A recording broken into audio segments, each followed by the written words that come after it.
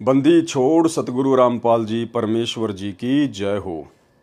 सत्साई भाई और बहनों, दया परमपिता परमेश्वर सतगुरु रामपाल जी की, जिनकी विशेष कृपा दृष्टि से आप और हम सभी सत्सेवक भाई बहन तीनों समय की आरती वाली पुस्तिका भक्ति बोध के सरलार्थ को समझने जा रहे हैं, जो सरलार्थ स्वयं सतगुरु रामपाल जी परमेश्वर जी ने अपने कर कमलों से यथार्थ भक्ति बोध नाम की पुस्तिका के माध्यम से आप और हमें दे रखा है।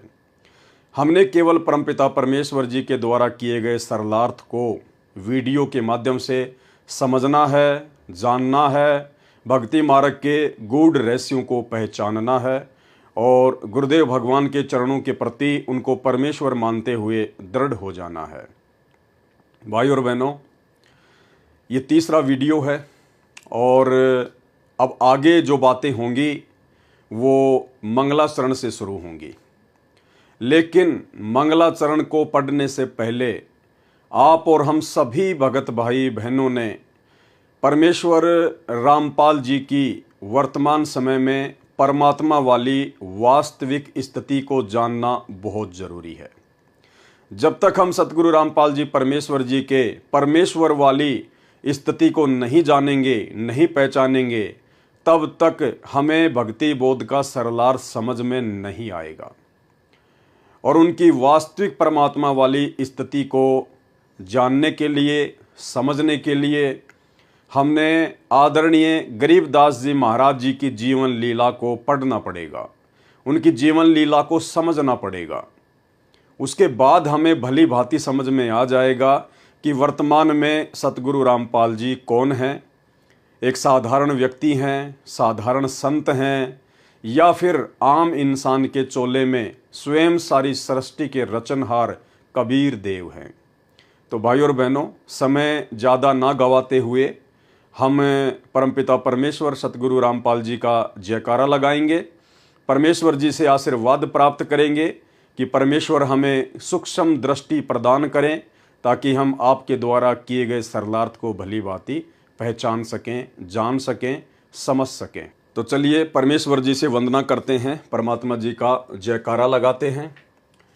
बंदी छोड़ सतगुरु रामपाल जी परमेश्वर जी की जय हो। परमपिता परमात्मा सारी सृष्टि के रचनहार, कुल मालिक, असंख्य ब्रह्मांडों के स्वामी, जगत गुरु, तीनों लोकों में प्रवेश करके सबका धारण पोषण करने वाले राजाधिराज, आत्माधार, नाथों के नाथ, देवों के देव महादेव, सर्वेश्वर महेश्वर, मृत्युंजय, अजरो अमर, आदि अनादि सनातनी प्रभु, जगत पिता जगदीश्वर, श्री श्री 1008 की उपाधि के वास्तविक अधिकारी, अकाल मूर्त सौद स्वरूपी राम वासुदेव, सर्वगतम ब्रह्म, परम पूज्य, प्रथम पूज्य, परम संत, परम पुरुष, परम धनी, परम दयालु, सत्य कबीर, हक्का कबीर, अल्लाहु कबीर, अल्लाहु अकबर, बाखबर, अल्लाह ताला, जगत के तारणहार, जगत के मुक्तिदाता, जगत के जगन्नाथ, हारे के सहारे, हिंदुओं के राम, मुसलमानों के अल्लाह, सिखों के वाहिगुरु, ईसाइयों के मसीह, दया के सागर दयानिधि, करुणा के सागर करुणानिधि, स्वयंभू परिभू, संकट मोचन, कष्ट हरण, मंगल करण, दुख भंजन, अविगत कबीर, निर्विकार निर्विषम परमात्मा, अलय अलेख सतगुरु, आदि अनादि सतगुरु, असली मर्यादा पुरुषोत्तम, असली राम, असली कृष्ण, असली घनश्याम, असली मुरारी, राजाओं के राजा, महाराजाओं के महाराजा, शहंशाहों के शहंशाह, सम्राटों के सम्राट, भगवानों के भगवान, अल्लाहों के अल्लाह, प्रभुओं के प्रभु, मसीहों के मसीह, सच्चे वाहिगुरु, बाबाओं के बाबा, पीरों के पीर, सेठों के सेठ, जगत सेठ, सावड़सा सेठ, सर्वगुण संपन्न, अनंत कोटि कलाओं के स्वामी, अनंत कोटि ब्रह्मांडों के नायक, योगियों में महायोगी, ध्यानियों में महाध्यानी, सिद्धों में परम सिद्ध, ज्ञानियों में तत्वज्ञानी, ब्रह्म ज्ञानी, महाज्ञानी, सर्वश्रेष्ठ ज्ञानी, युवा कबीर, समरथ कबीर, असमवात, अमित ओझा, सच्चे रहनुमा, करीम अल्लाह, सुभान अल्लाह, दुनिया के अंतिम पैगंबर। 8 सितंबर 1951 से गांव धनाना, जिला सोनीपत, हरियाणा, भारतवर्ष की पावन भूमि में प्रकट रियल कल की भगवान श्री नारायण साकार हरि, रियल बाबा साहेब, संत शिरोमणि सतगुरु रामपाल जी परमेश्वर जी के चरण कमल में साध संगति से जुड़े हुए हम सभी सत्सेवक भाई बहनों का अनंत कोटि दंडवत प्रणाम। तो भाई और बहनों, भक्ति का मूल होता है सतगुरु, क्योंकि पूर्ण परमात्मा कबीर साहब सतगुरु रूप में ही धरती पर प्रकट होकर अपने तत्व ज्ञान का प्रचार प्रसार करते हैं, अपनी आत्माओं को अपने द्वारा रची गई सृष्टि की वास्तविक जानकारी देते हैं। तो परमेश्वर जी जिस समय पृथ्वी पर सतगुरु रूप में प्रकट होते हैं, और यदि कोई भगत, कोई साधक उनकी सतगुरु रूप में प्रकट इस वास्तविक स्थिति को जान लेता है, पहचान लेता है, और यदि आजीवन मर्यादा में रहकर भक्ति मार्ग पर लगा रहता है, तो भाइयों और बहनों, गुरुदेव भगवान कहते हैं ऐसी आत्मा के मोक्ष में कोई भी संशय नहीं होता है। तो सतगुरु रामपाल जी परमेश्वर जी को पहचानने के लिए जिस प्रकार से आज वो लीलामय रूप में धरती पर प्रकट हैं, एक आम व्यक्ति की तरह परमेश्वर लीला कर रहे हैं हमारी चरम दृष्टि को धोखा देते हुए, ठीक इसी प्रकार भाइयों और बहनों हमने गरीबदास जी महाराज जी की जीवन लीला को समझना है। यदि हमें इनकी जीवन लीला समझ में आ गई तो समझ लीजिएगा आपको सतगुरु रामपाल जी की पूरी जीवन लीला समझ में आ जाएगी। क्योंकि आदरणीय गरीबदास जी महाराज जी ने, जो कि स्वयं कबीर परमात्मा ही थे, और आज से 300 साल पहले इन्होंने डबल रोल किया। ये कबीर साहब स्वयं परमात्मा सतलोक से जिंदा बाबा के रूप में आए, और अपने ही दूसरे रूप में परमात्मा गरीबदास जी का रूप बनाकर पृथ्वी पर पहले से ही प्रकट थे। और परमेश्वर ने ऐसी लीला की कि आम व्यक्ति तो छोड़िए, 21 ब्रह्मांड का स्वामी ज्योति निरंजन भी धोखा खा जाए। तो गरीबदास जी महाराज जी ने जिस प्रकार हमारी चरम दृष्टि को धोखा देते हुए सांसारिक दृष्टि के हिसाब से एक माँ के गर्भ से जन्म लेने की लीला की, और आध्यात्मिक दृष्टि से स्वयंभू प्रकट होने की लीला की, यदि इनकी ये अद्भुत लीला जो इन्होंने लगभग 300 वर्ष पहले की, यदि आज हमारे समझ में आ जाती है तो परमेश्वर रामपाल जी को समझना बेहद आसान है। तो भाइयों और बहनों, क्या क्या समानता है गरीबदास जी महाराज जी की जीवन लीला में और परमेश्वर रामपाल जी की जीवन लीला में। हालांकि दोनों ही कबीर परमात्मा है, गरीबदास जी भी स्वयं ही कबीर परमात्मा है, और परम पूज्य परमेश्वर सतगुरु रामपाल जी भी स्वयं ही कबीर परमात्मा है।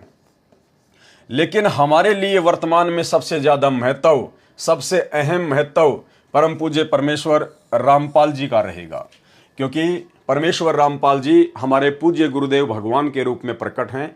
इसलिए हम भक्तों ने सबसे अधिक प्राथमिकता सतगुरु रामपाल जी परमेश्वर वाले रूप को ही देनी पड़ेगी, यदि वर्तमान में हमें मोक्ष चाहिए तो क्या क्या समानता है दोनों महापुरुषों में। जैसी इन्होंने लीला की, काल को धोखा देते हुए, आप और हम सांसारिक जीवों की चरम दृष्टि को धोखा देते हुए, तो बंदी छोड़ गरीबदास जी महाराज जी का जो प्राकट्य स्थान है वो है हरियाणा में गांव करोथा, और इधर बंदी छोड़ सतगुरु रामपाल जी भगवान का भी जो प्राकट्य स्थान है वो भी हरियाणा में गांव धनाना है, यानी बिल्कुल सेम है, दोनों ही हरियाणा में प्रकट हुए। और भाइयों और बहनों, ये भक्ति बोध पुस्तक जिससे हम 3 समय की आरती करते हैं, इसमें यदि आपने नोटिस किया हो तो शुरुआत में इसमें हमारी गुरु प्रणाली लिखी हुई है, गुरु प्रणाली। और गुरु प्रणाली में सबसे पहले नंबर पर नाम आता है बंदी छोड़ कबीर साहिब। सबसे पहले जो नाम लिखा है बंदी छोड़ कबीर साहिब जी महाराज। दूसरे नंबर पर लिखा है बंदी छोड़ गरीबदास जी महाराज। तीसरे नंबर पर है संत शीतलदास जी महाराज। यानी बंदी छोड़ जो शब्द है वो केवल इस भक्ति बोध में जो हमारी गुरु प्रणाली है, केवल शुरुआत में 2 महापुरुषों के नाम से पहले ही लगा है। सबसे पहले बंदी छोड़ कबीर साहिब जी महाराज, दूसरे नंबर पर बंदी छोड़ गरीबदास जी महाराज। इसके अलावा जितने भी संत हुए हैं गुरु प्रणाली में, किसी के भी नाम से पहले बंदी छोड़ शब्द नहीं लगा है। और सबसे लास्ट में जब हमारे पूज्य गुरुदेव जी का नाम आता है तो फिर हम भगत भाई बहन बोलते हैं बंदी छोड़ सतगुरु रामपाल जी भगवान। यानी पूरी गुरु प्रणाली में जिसमें 11 क्रमांक हैं, केवल 3 ही महापुरुषों के नाम से पहले बंदी छोड़ शब्द लगता है। इसका क्या मतलब है? इसका मतलब यह है कि जिस महापुरुष के नाम से पहले बंदी छोड़ शब्द लगता है वो कोई आम प्राणी नहीं होता है, वो कोई आम साधु संत महात्मा नहीं होता है, वो स्वयं परमात्मा ही होता है। बंदी छोड़ शब्द केवल कबीर परमात्मा के नाम से पहले ही लगता है और किसी के नाम से पहले नहीं। तो इससे ये साबित होता है कि संत गरीबदास जी और परम पूज्य परमेश्वर सतगुरु रामपाल जी भगवान, जिन दोनों महापुरुषों के नाम से बंदी छोड़ शब्द लगा है, इसका मतलब बंदी छोड़ शब्द का मतलब होता है कि वो परमेश्वर शुरू से ही बंदी छोड़ की भूमिका निभाता है, वो शुरू से ही परमात्मा की भूमिका निभाता है। अब देखिए भाइयों और बहनों, भूमिका तो नानक जी के रूप में भी स्वयं कबीर परमेश्वर जी ने ही निभाई थी। जब कबीर परमात्मा ने जिंदा महात्मा के रूप में बेई नदी से आदरणीय नानक जी को उनके शरीर से उनकी आत्मा को निकालकर सतलोक लेकर गए और जब वापस उनकी आत्मा को छोड़ने का अभिनय किया, तो हम सबको पता है ज्ञान आधार से कि वापस आदरणीय नानक जी की आत्मा उस शरीर में नहीं आई थी। आदरणीय नानक जी एक अच्छी आत्मा थे, उनको परमेश्वर ने मिनी सतलोक में बैठा दिया था। उनको तो वर्तमान में मनुष्य जन्म देना था, दे दिया होगा या परमेश्वर आगे देंगे, उनकी मौज। उसके बाद नानक जी के रूप में सारी की सारी लीला स्वयं बंदी छोड़ कबीर साहिब जी ने ही की थी। लेकिन फिर भी नानक जी के नाम से पहले बंदी छोड़ शब्द नहीं लगा। क्यों? क्योंकि वो शुरू से ही बंदी छोड़ नहीं थे। नानक जी पहले एक जीव थे, आप और हमारी तरह एक सामान्य प्राणी थे, इंसान थे। जब उनको परमात्मा मिले बेई नदी पर, उसके बाद से परमात्मा ने नानक जी के रूप का सहारा लिया, यानी नानक जी वाले रूप में परमात्मा ने आगे लीलाएं की। इसलिए नानक जी के नाम से पहले बंदी छोड़ नहीं लगता, क्योंकि नानक जी शुरू से ही परमात्मा नहीं थे, शुरू से ही बंदी छोड़ नहीं थे। लेकिन आदरणीय गरीबदास जी के नाम से पहले बंदी छोड़ शब्द लगता है। इसका मतलब ये कोई भगत नहीं थे, कोई सामान्य आत्मा नहीं थी। ये शुरू से ही, जब से परमेश्वर ने संसार की चरम दृष्टि को धोखा देते हुए एक माँ के गर्भ से जन्म लेने वाली लीला की, तभी से ये परमात्मा बंदी छोड़ है। और दूसरी तरफ सतगुरु रामपाल जी परमेश्वर, जिनके नाम से पहले बंदी छोड़ लगता है, इन्होंने भी सांसारिक लोगों की, आप और हमारी चरम दृष्टि को धोखा देते हुए एक माँ के गर्भ से जन्म लेने की अद्भुत लीला करते हुए इन्होंने जो खेल रचा, जो अद्भुत लीला की, वो शुरू से ही की। इसलिए सतगुरु रामपाल जी के नाम से पहले बंदी छोड़ शब्द लगता है। और 650 साल पहले काशी बनारस में कबीर परमेश्वर जो सतलोक से आए थे, वो भी शुरू से ही परमात्मा थे, इसलिए उनके नाम से पहले बंदी छोड़ शब्द लगता है। इसके अलावा इस गुरु प्रणाली में और जितने भी संत महात्मा है, किसी के नाम से पहले भी बंदी छोड़ शब्द नहीं है। ये आप सबके घरों में है। ये हाथ कंगन को आरसी क्या, पढ़े लिखे को फारसी क्या, आप जी इसको पढ़कर देख सकते हैं। तो सबसे पहले नंबर पर है बंदी छोड़ कबीर साहिब जी महाराज, काशी उत्तर प्रदेश। दूसरे नंबर पर बंदी छोड़ गरीबदास जी महाराज, गांव छुडानी, झज्जर हरियाणा। तीसरे नंबर पर संत शीतलदास जी महाराज। यहाँ बंदी छोड़ नहीं लगा, क्योंकि संत शीतलदास जी गरीबदास जी के शिष्य थे, वो एक जीव आत्मा थी, आप और हमारी तरह। संत शीतलदास जी महाराज, गांव बरहाना, जिला रोहतक, हरियाणा। चौथे नंबर पर संत ध्यानदास जी महाराज। पांचवें नंबर पर संत रामदास जी महाराज। छठवें नंबर पर संत ब्रह्मानंद जी महाराज, गांव करोथा, जिला रोहतक, हरियाणा। सातवें नंबर पर संत जुगतानंद जी महाराज। आठवें नंबर पर संत गंगेश्वरानंद जी महाराज, गांव बाजिदपुर, दिल्ली। नौवें नंबर पर संत चिदानंद जी महाराज, गांव गोपालपुर धाम, सोनीपत, हरियाणा। 10वें नंबर पर संत राम देवानंद जी महाराज, तलवंडी भाई, फिरोजपुर, पंजाब। और 11वें नंबर पर पूर्ण परमेश्वर बंदी छोड़ सतगुरु रामपाल जी भगवान। तो बंदी छोड़ केवल 3 ही महापुरुषों के नाम से पहले लगता है। इसका मतलब आदरणीय गरीबदास जी महाराज शुरू से ही परमात्मा थे, बंदी छोड़ थे, प्रकट होने की लीला की। इसी प्रकार सतगुरु रामपाल जी परमेश्वर शुरू से ही बंदी छोड़ हैं, केवल इन्होंने प्रकट होने की लीला की है। इसके अलावा आदरणीय गरीबदास जी महाराज एक किसान परिवार में आए और जाट बिरादरी में आए। ठीक इसी प्रकार सतगुरु रामपाल जी परमेश्वर वर्तमान में एक किसान परिवार में आए और जाट बिरादरी में ही आए। वैसे संतों की कोई बिरादरी नहीं होती है, कोई जाति नहीं होती है। कहते हैं जाति न पूछो संत की, पूछ लीजियो ज्ञान, मोल करो तलवार का, पड़ी रहन दो म्यान। संतों से केवल ज्ञान पूछना चाहिए, लेकिन हम भाई बहन अपने परमेश्वर की वास्तविक स्थिति को समझने के लिए थोड़ा सा सहारा ले रहे हैं। तीसरे नंबर पर आदरणीय गरीबदास जी महाराज जी के मुंह बोले माता पिता, जिनकी माता जी का नाम था श्रीमती रानी देवी और जिनके पिताजी का नाम था श्री बलराम जी। ठीक इसी प्रकार सतगुरु रामपाल जी परमेश्वर जी के मुंह बोले माता पिता का नाम, माता जी का नाम था भगतमती इंद्रो देवी और पिताजी का नाम था श्री नंदराम जाट। आदरणीय गरीबदास जी महाराज जी साधारण वेशभूषा में रहा करते थे, जिस प्रकार हरियाणा का आम व्यक्ति रहता है, या विशेषकर हरियाणा के जाट समाज से संबंधित जो किसान भाई है वो पहना करते थे, धोती कुर्ता या कुर्ता पायजामा। इन्होंने कोई भी आडंबर, लाल कपड़े, पीले कपड़े, कोई भी विशेष आडंबर इन्होंने अपने जीवन में नहीं किया। ठीक इसी प्रकार वर्तमान में परम पूज्य परमेश्वर सतगुरु रामपाल जी बिल्कुल साधारण वेशभूषा, जैसा कि हरियाणा का आम व्यक्ति पहनता है या विशेषकर हरियाणा में जाट बिरादरी से संबंधित लोग पहनते हैं, कुर्ता पायजामा या धोती कुर्ता। आदरणीय गरीबदास जी महाराज जी ने शादी भी की और संतान भी उत्पन्न हुई। उनकी 6 संतानें थी। इधर परमेश्वर रामपाल जी ने भी लीलामय रूप से शादी भी की और संतान उत्पत्ति भी हुई, 4 संतान।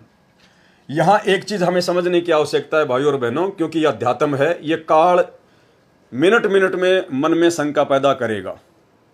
अब आप कहेंगे कि भाई जब गरीबदास जी महाराज स्वयं ही बंदी छोड़ थे, और बंदी छोड़ तो केवल कबीर परमात्मा ही हो सकता है, तो बंदी छोड़ का तो नूरी शरीर होता है, उनका तो तेज पुंज का शरीर होता है, उनके पास तो अखंड शब्द शक्ति होती है।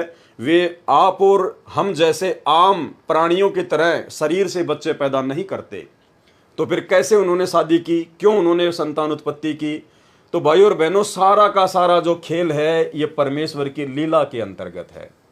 परमेश्वर को कहते हैं अविगत, यानी जिसकी गति को कोई ना जान सके।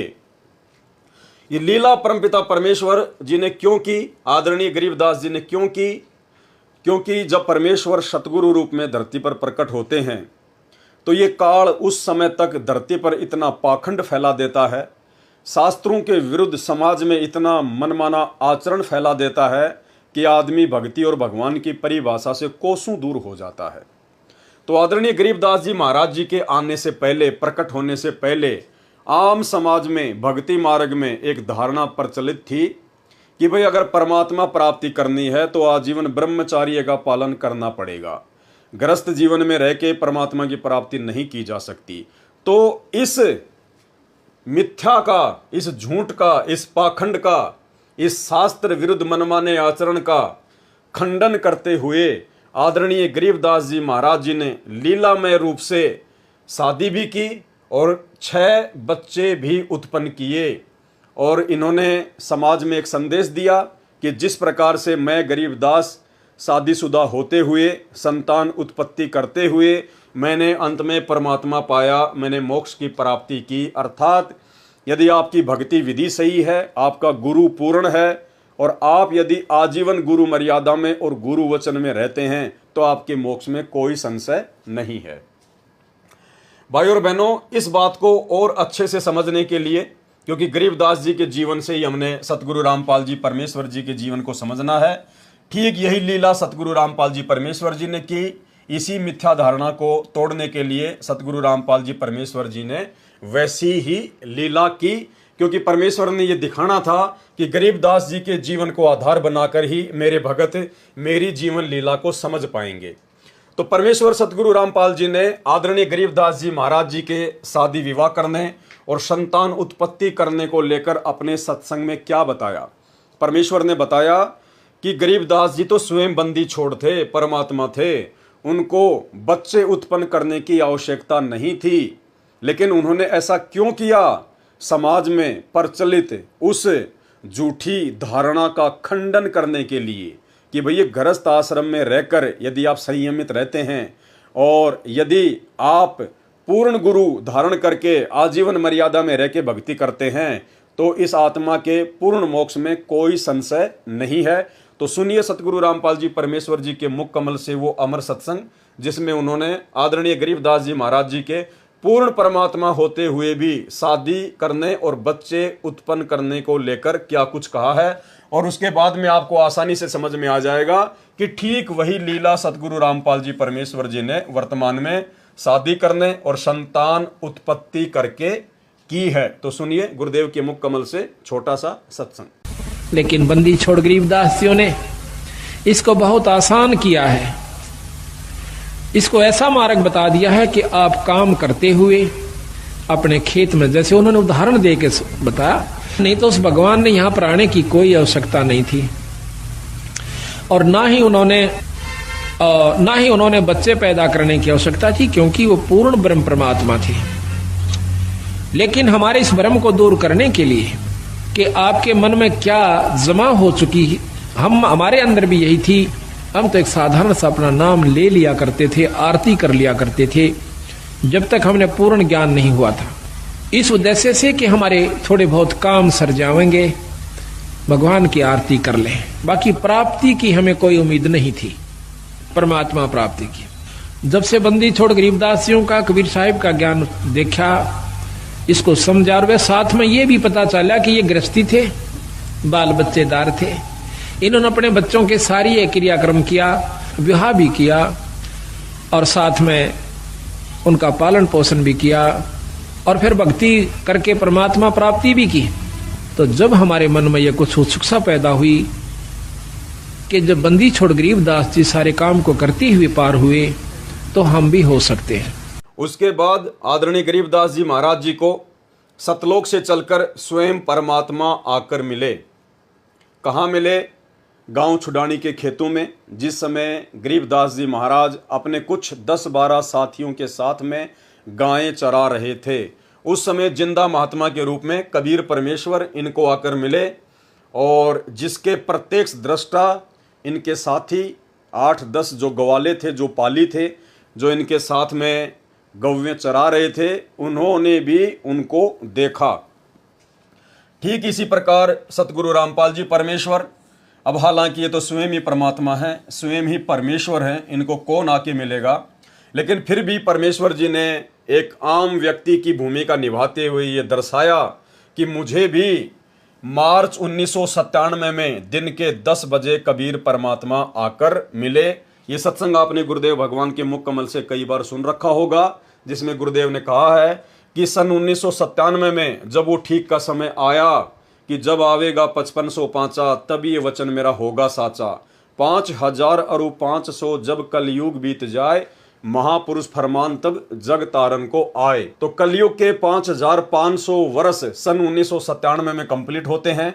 उसके विषय में गुरुदेव ने बताया कि 1997 में दिन के 10 बजे कबीर परमात्मा मुझे आकर मिले और सार नाम दान करने का आदेश देकर अंतर ध्यान हो गए। ये परमेश्वर जी ने लीला की, जबकि इस बात का कोई भी प्रत्यक्ष दृष्टा नहीं है, लेकिन ये परमेश्वर हैं। ये उस वाणी को सिद्ध करने के लिए परमेश्वर जी ने ऐसा कहा है, ऐसी इन्होंने लीला की है। और परमेश्वर जी ने यदि कहा है गुरुदेव भगवान ने, और कहते हैं साध वचन पलटे नहीं, चाहे पलट जाए ब्रह्मांड, तो परमेश्वर जी ने ये लीला आप और हम भगत भाई बहनों को समझाने के लिए और अध्यात्म में परमेश्वर की उस अमर वाणी को सत्य साबित करने के लिए कि 5000 और 500 जब कलयुग बीत जाए, महापुरुष फरमान तब जग तारन को आए, ऐसी लीला परमात्मा ने की। तो परमेश्वर आदरणीय गरीबदास जी महाराज जी को भी आकर मिले और परमेश्वर परम पूज्य परमेश्वर सतगुरु रामपाल जी परमेश्वर जी को भी आकर मिले, अर्थात स्वयं का स्वयं से ही मिलन हुआ। उसके बाद में आदरणीय गरीबदास जी महाराज जी ने परमात्मा के मिलने से पहले भी चमत्कार किया, जिससे ये सिद्ध हो, ये साबित हो कि आदरणीय गरीबदास जी कोई सामान्य व्यक्ति नहीं थे, बल्कि स्वयं ही बंदी छोड़ थे, कबीर परमात्मा थे। क्या चमत्कार किया इन्होंने?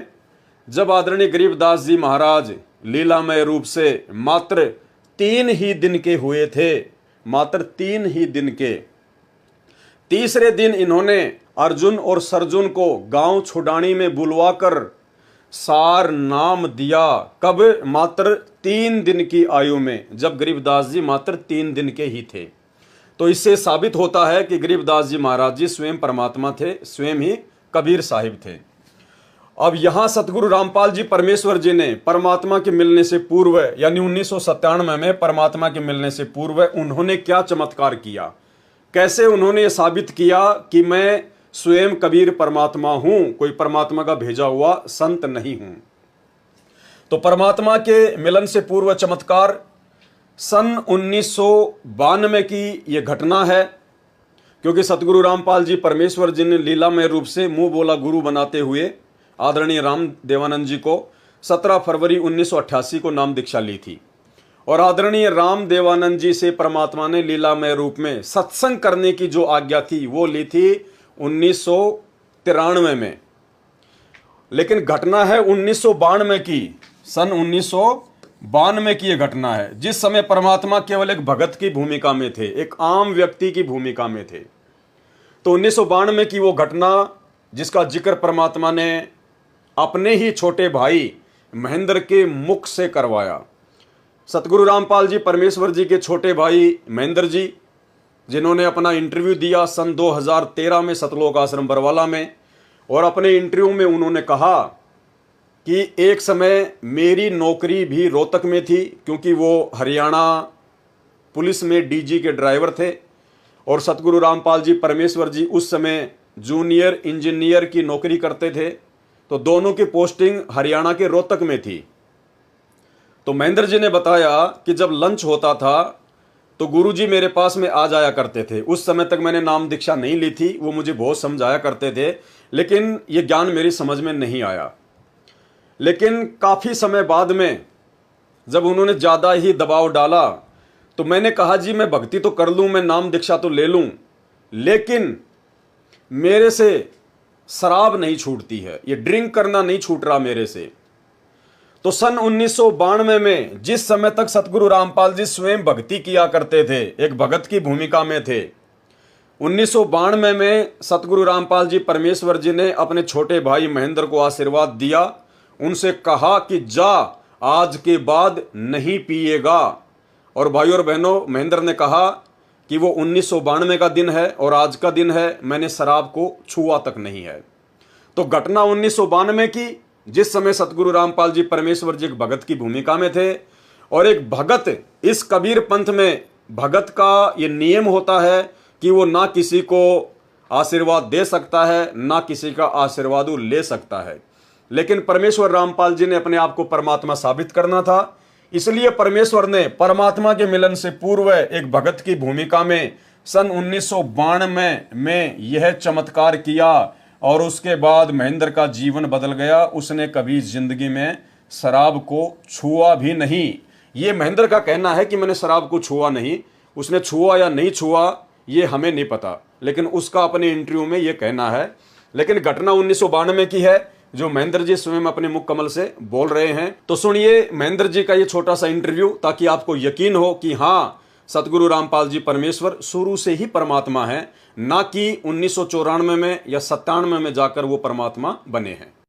फिर मेरे जीवन में एक ऐसी घटना घटी, 1992 की बात है, कि मैं एक डीआईजी को लेकर के मधुबन गया हुआ था, पुलिस ट्रेनिंग सेंटर के अंदर। रात को वहाँ ठहरे, मैं सुबह सोकर उठा तो मैंने देखा, मैं चारपाई पर लेटा हुआ, मेरी आंखें खुल गई। तो लेटे लेटे मैं क्या देख रहा हूँ कि मेरे पैरों की तरफ उस मकान यानी कमरे में 2 खिड़कियाँ थी। एक खिड़की में महाराज जी कम से कम 8-10 फीट ऊपर आसमान में बैठे हैं, वो सीन मुझे आज तक याद है।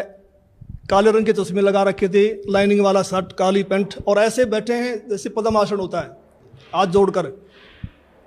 तो संत रामपाल जी की तरफ 2 पैर दिखाई दे रहे हैं, घुटने से नीचे बिल्कुल लाल रंग के, जैसे सूर्य सुबह निकलता है।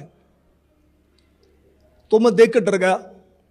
मैंने अपनी घड़ी देखी, उस द्वार पे एक घड़ी लगी हुई थी, उसको देखा भी 7 बज गए हैं। दूसरी खिड़की से देखा तो शहतूत का पेड़ है, चिड़िया बैठी हैं, लेकिन मैं ये सीन क्या देख रहा हूँ। कम से कम 5 मिनट मैंने सीन को देखा, तो मैं डर गया कि मैंने समझा कि भी कहीं गुरु जी मर गए हैं, उनकी आत्मा मुझे मिलने के लिए आ रही है। उस समय फ़ोन भी नहीं थे, मैं DIG को बोल भी नहीं सकता था कि मेरा भाई मर गए हैं। तो मैं बहुत चिंतित हो गया। हम 1 बजे मधुबन से रोहतक के लिए चले, हम लोग 3 बजे वहाँ पहुँच गए। मैं गाड़ी खड़ी करके सीधा मकान पे गया, गुरुजी के मकान के ऊपर।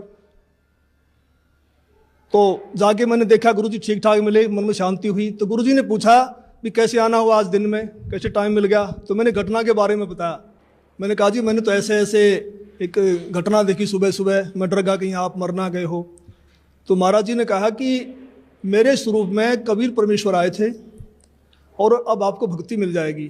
तो मैंने कहा जी मैं तो ड्रिंक्स वगैरह कर लेता हूँ, वो छूटती नहीं, भक्ति कैसे करूँगा। तो गुरु जी ने कहा जा आज के बाद नहीं पिएगा। तो उनके एक शब्द से ऐसी दीवार खड़ी हो गई कि आज 1992 की बात है, आज 2013 हो गया, यानी लगभग 21 वर्ष हो गए। वो आज तक मैंने शराब को छुआ तक नहीं है। उसके बाद आदरणीय गरीबदास जी महाराज जी की जीवन लीला को जब हम गहराई से पढ़ेंगे तो उन्होंने सैकड़ों ऐसे चमत्कार किए हैं जो केवल परमात्मा ही कर सकता है, दूसरा कोई नहीं कर सकता है। ये बात अलग है कि आदरणीय गरीबदास जी महाराज जी ने आज से 300 वर्ष पहले जब वे धरती पर प्रकट थे तो उन्होंने प्रत्यक्ष चमत्कार किए थे। जैसे उन्होंने गंगा जी को सहारनपुर में जो है वो प्रकट कर दिया। एक बार उन्होंने गंगा जी को अपने गांव छुडानी में भी जो है प्रकट कर दिया अपने माता जी को स्नान करवाने के लिए। और भी बहुत सारे इन्होंने चमत्कार किए। और उस समय इनके द्वारा जो प्रत्यक्ष चमत्कार किए जाते थे उनका रीज़न ये था कि गरीबदास जी के समय में भक्ति युग नहीं था, वो प्राइम टाइम नहीं था, मोक्ष प्राप्ति का समय नहीं था। इसलिए परमात्मा ने उस समय लोगों को चमत्कार दिखा दिखा कर ही भक्ति मार्ग से जोड़ना था, क्योंकि उस समय इन्होंने पूरी सृष्टि रचना का और मूल ज्ञान का पूर्ण खुलासा नहीं किया था, क्योंकि उस समय तक इस ज्ञान का खुलासा नहीं करना था। इसलिए उन्होंने आत्माओं को थोड़ा बहुत ज्ञान समझाकर और मंत्र देकर जोड़ा, ताकि उन आत्माओं के बारंबार मनुष्य जन्म होते होते वर्तमान कलयुग की पिछली पीढ़ी तक वो आ जाएं। इसलिए उन्होंने प्रत्यक्ष चमत्कार दिखाए। लेकिन वर्तमान का जो समय है, जिस समय सतगुरु रामपाल जी परमात्मा धरती पर प्रकट हो चुके हैं, ये जो पिछली पीढ़ी है, इस समय परमेश्वर जी ने प्रत्यक्ष चमत्कार नहीं करने थे, क्योंकि ये जो समय है ये परमेश्वर ने ज्ञान मार्ग का समय रखा हुआ है। यानी परमेश्वर जी ने ज्ञान समझाकर ही आत्माओं को अपनी शरण में लेना है और ज्ञान समझाकर ही परमात्मा ने अपनी पहचान करवानी है कि सतगुरु के रूप में वर्तमान में धरती पर कौन प्रकट है। अगर ये परमात्मा आज आदरणीय गरीबदास जी महाराज जी के तरह सीधे चमत्कार करने लग जाए, सीधे सीधे मुर्दों को जिंदा करने लग जाए, या आशीर्वाद देकर मुर्गी को हाथी बना दे, हाथी को मुर्गी बना दे, तो पूरी दुनिया इनके पीछे लग जाएगी, पूरी दुनिया। और फिर ये पता ही नहीं चल पाएगा कि कौन व्यक्ति इनके ज्ञान को समझकर इनसे जुड़ रहा है और कौन व्यक्ति देखा देखी में अंधभक्ति के तहत जुड़ रहा है। जिस प्रकार छोटे मोटे बाबा आजकल जैसे बागेश्वर धाम वाले धीरेन्द्र शास्त्री, पंडोखर सरकार वगैरह, ये छोटे मोटे चमत्कार दिखा देते हैं, सिद्धियाँ दिखा देते हैं अपने पूर्व जन्म की भक्ति कमाई से।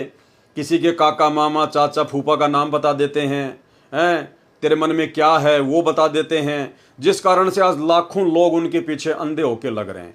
अगर यही चमत्कार ये परमात्मा करने लग जाता, इस प्रकार का पाखंड अगर ये परमात्मा करने लग जाता, तो भाई और बहनों आज इनके पीछे इतनी जनता होती कि पूरे बरवाला में पैर रखने की जगह नहीं मिलती।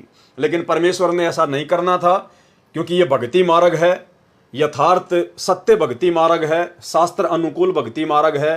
परमात्मा ने अपनी हंस आत्माओं को, जिनके लिए परमात्मा युगों युगों से भटक रहे हैं, काल के साथ आंख मिचोली का खेल खेलते हुए, तो परमेश्वर ने केवल अपना सत्य आध्यात्मिक ज्ञान देकर, सृष्टि रचना का ज्ञान देकर जीव आत्माओं से ज्ञान आधार से अपनी पहचान करवानी है। और जो आत्मा इनको ज्ञान से पहचानेगी वही आत्मा सतलोक जाने की अधिकारी होगी। इसलिए आज सतगुरु रामपाल जी परमेश्वर जी ने प्रत्यक्ष चमत्कार ना करके गुप्त रूप में सैकड़ों नहीं बल्कि लाखों चमत्कार किए हैं। इन्होंने मुर्दों को जिंदा किया है। ऐसे ऐसे असाध्य रोगों से पीड़ित लोग जिनको देश की बड़ी बड़ी हॉस्पिटल, एम्स, पीजीआई, अपोलो, वहां के डॉक्टरों ने जवाब दे दिया कि हमारे पास आपके रोग का कोई इलाज नहीं है, मेडिकल साइंस इसके आगे फेल है, इतने दिनों बाद में आपकी मृत्यु निश्चित है। और जब से उन लोगों ने सतगुरु रामपाल जी परमेश्वर जी से नाम दीक्षा ली, आज वो घोड़े की तरह बिल्कुल स्वस्थ हैं। कोई कह भी नहीं सकता कि ये रोग आपको कभी जीवन में था। तो परमेश्वर ने सैकड़ों नहीं, हजारों नहीं बल्कि लाखों ऐसे गुप्त चमत्कार किए हैं, जिनके चमत्कारों से प्रभावित होकर आज लाखों की संख्या में भगत लोग इनके भक्ति मार्ग पर लगे हुए हैं। इसके अलावा आदरणीय गरीबदास जी महाराज जी ने सदग्रंथ साहिब की रचना की। सदग्रंथ साहिब जिसमें भक्ति का पूरा विधान है, जो कि 5वां वेद भी कहा जाता है, जिसमें 24,000 वाणियां हैं। और सदग्रंथ साहिब की एक मुख्य खासियत, सदग्रंथ साहिब जिसमें 24,000 वाणियां हैं, जो गरीबदास जी महाराज जी ने संत गोपाल दास जी को निमित्त बनाकर लिखवाया था, जिसका वर्तमान में आश्रमों में पाठ चलता है। भाइयों और बहनों, उस अमर ग्रंथ में पूरे विश्व की सभी भाषाओं का समावेश है। यानी पूरी दुनिया के जितने भी देश हैं, उन देशों में जो जो भाषा चलती है, हर भाषा के शब्द आदरणीय गरीबदास जी महाराज जी के सदग्रंथ साहिब में लिपिबद्ध हैं। यानी ऐसा ग्रंथ केवल बंदी छोड़ी लिख सकते हैं, परमात्मा ही लिखवा सकते हैं, दूसरा कोई नहीं लिखवा सकता, क्योंकि पूरे विश्व की भाषाओं के ज्ञाता केवल परमात्मा ही हो सकते हैं। अवधपुरी एक नगर निधाना, ता अवतार धरे मोरे प्राणा, 20 वर्ष की उम्र पुनीता, मात पिता भय काल सनीपा। पड़ा काल दुर्भिक्षता ही, पृथ्वी डोल गई रे भाई। करुण जी को बता रहे हैं काकभूषण जी के भाई, एक बार जब मैं 20 वर्ष की उम्र का था, एक दुर्भिक्ष काल, बहुत भयंकर काल पड़ा और मेरे माता पिता सब मृत्यु को प्राप्त हो गए। पड़ा काल दुर्भिक्षता ही, पृथ्वी डोल गई रे भाई। कहते पृथ्वी भी डोल गई, इतना वहां पर नरसंहार हुआ, मर गए दुनिया, प्राणी सब, पशु पक्षी तरफ तरफ का मर गए। पड़ा काल दुर्भिक्ष अपारा, मनुष्य मनुष्य का करे आहारा। कितनी प्यारी लैंग्वेज बोली जा रही है गरीबदास साहिब जी, जो कभी पढ़े नहीं थे और अशिक्षित थे, और कितनी अच्छी लैंग्वेज उन्होंने बोला है। ये वो विद्वान थे। एक अक्षर एक कोई भाषा विशेष के जानकार होने से विद्वान नहीं होता। जैसे कोई संस्कृत जानता है तो उसको अंग्रेजी नहीं आती, वो किसा विद्वान, उसने फारसी नहीं आती, पंजाबी नहीं आती। तो कबीर, ये परमात्मा जो है गरीबदास जी महाराज और कबीर साहब जी प्रत्येक लैंग्वेज को जानते थे। पृथ्वी पर जितनी भी भाषा है वो सभी का इन अपनी लैंग्वेज में, अपनी अमरवाणी में प्रयोग किया हुआ है। तो इससे सिद्ध है कि ये विद्वान थे। और इधर आदरणीय गरीबदास जी महाराज जी के द्वारा लिखे गए उसी सदग्रंथ साहिब का खुलासा, जिस सदग्रंथ साहिब में दुनिया की तकरीबन 3000 के आसपास भाषाओं का समावेश है, 3000 के आसपास। आज उस सदग्रंथ साहिब का खुलासा कौन कर रहा है? किसने सदग्रंथ साहिब का खुलासा किया? सन 1994 से एकमात्र महापुरुष इस पृथ्वी पर सतगुरु रामपाल जी परमेश्वर जी हैं, जिन्होंने विश्व की 3000 से ज्यादा भाषाओं के शब्द युक्त आदरणीय गरीबदास जी महाराज जी के द्वारा लिखवाए गए सदग्रंथ साहिब का खुलासा किया। अन्यथा गरीबदास जी के पंथ को चले हुए 300 वर्ष हो गए। इतने कबीर पंथी साधु संत महात्मा हैं, आज तक कोई भी इस सदग्रंथ साहिब का खुलासा नहीं कर पाया और ना ही भविष्य में कर पाएंगे। तो ये स्वयं परमात्मा है जिन्होंने 3000 से ज्यादा भाषाओं से युक्त आदरणीय गरीबदास जी महाराज जी के सदग्रंथ साहिब का खुलासा किया और वर्तमान में कर रहे हैं। इसके अलावा आदरणीय गरीबदास जी महाराज जी का जब समय पूरा हुआ, जब उन्होंने अपनी लीला समाप्त करनी थी इस शरीर से, तो आज गरीबदास जी महाराज जी के जो पंथी हैं और उन्होंने जो सतग्रंथ साहिब लिखा हुआ है, तो उसकी भूमिका में लिखा है कि जब गरीबदास जी महाराज जी का अंतिम संस्कार किया गया तो उसके बाद में उनकी अस्थियां नहीं मिली, और उसके बाद उन्होंने सतग्रंथ साहिब की भूमिका में लिखा कि आदरणीय गरीबदास जी महाराज कोई आम व्यक्ति नहीं थे, कोई सामान्य संत नहीं थे, ये तो स्वयं परमात्मा थे। इनका तो शब्द स्वरूपी शरीर था, इनकी तो तेज पुंज की देह थी, इनकी तो अस्थि भी नहीं मिली। मतलब इनके रहते सहते तो इनको बावलिया कहा करते थे, पागल कहा करते थे, छोरी का छोरा कहा करते थे, लड़की का लड़का कहा करते थे, गांव का दोहता कहा करते थे। और इनके जाने के बाद जब लोगों ने देखा कि इनकी चिता में अस्थि ही नहीं है, तो फिर इनको परमात्मा मानने लग गए, इनको बंदी छोड़ कहने लग गए। भाई उसके बाद क्या फायदा। और भाई बहनों, इधर जब परमेश्वर सतगुरु रामपाल जी इस काड़ लोक से अपनी लीला पूरी करेंगे, वापस अपने निज लोक सतलोक को जाएंगे, तो भाई और बहनों ये परमात्मा सशरीर सतलोक में जाएगा, सशरीर। आदरणीय गरीबदास जी महाराज जी ने तो आम सांसारिक व्यक्ति की तरह शमशान घाट पर जाने की लीला की, लेकिन इधर सतगुरु रामपाल जी परमेश्वर पूरी दुनिया को एक संदेशा देकर जाएंगे कि भाई आप लोग मौका चूक गए।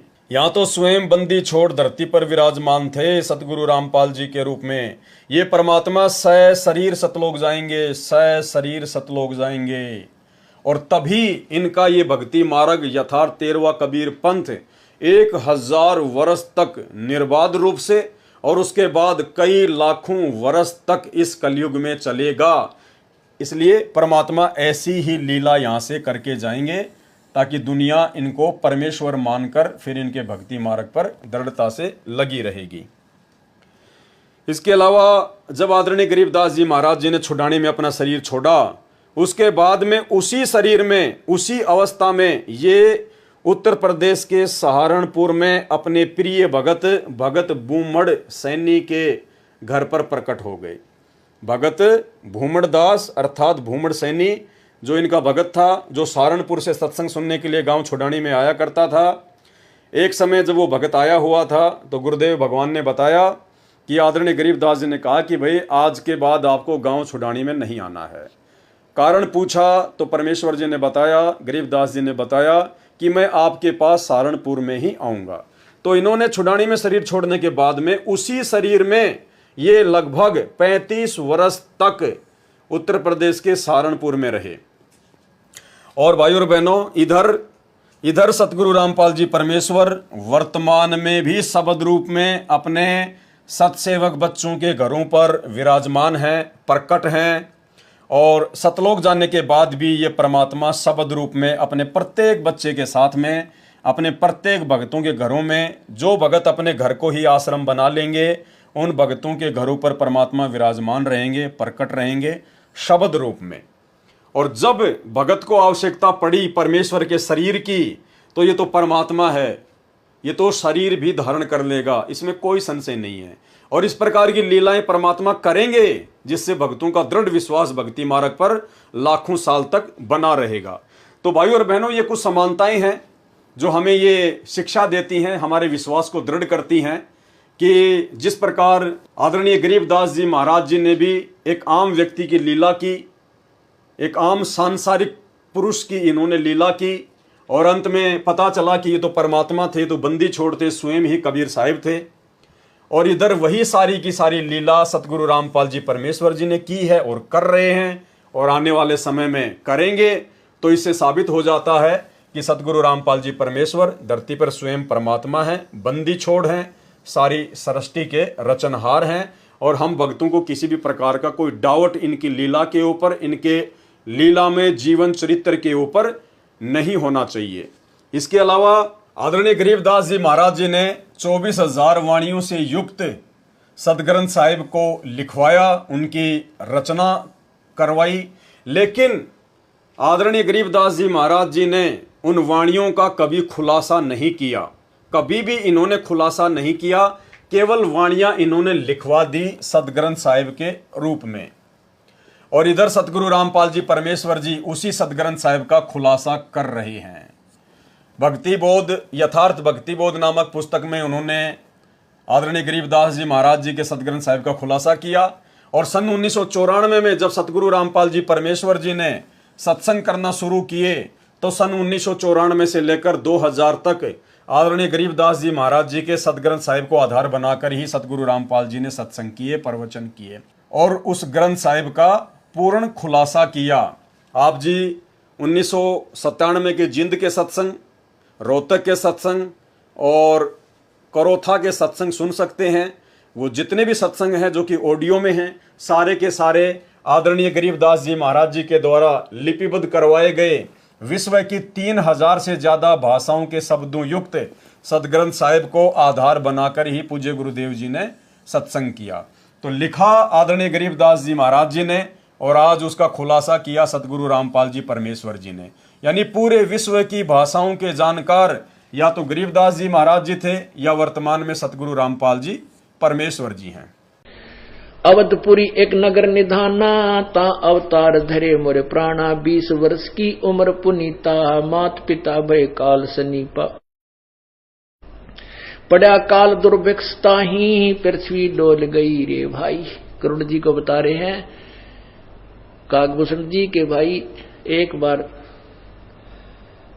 जब मैं 20 वर्ष की उम्र का था, एक दुर्भिक्ष काल, बहुत भयंकर काल पड़ा और मेरे माता पिता सब मृत्यु को प्राप्त हो गए। पड़ा काल दुर्भिक्षता ही, पृथ्वी डोल गई रे भाई। कहते पृथ्वी भी डोल गई, इतना वहां पर नरसंहार हुआ, मर गए दुनिया, प्राणी सब, पशु पक्षी तरफ तरफ के मर गए।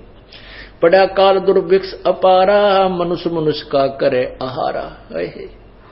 कितनी प्यारी लैंग्वेज बोली जा रही है गरीबदास साहिब जी, जो कभी पढ़े नहीं थे और अशिक्षित थे, और कितनी अच्छी लैंग्वेज उन्होंने बोला है। ये वो विद्वान थे।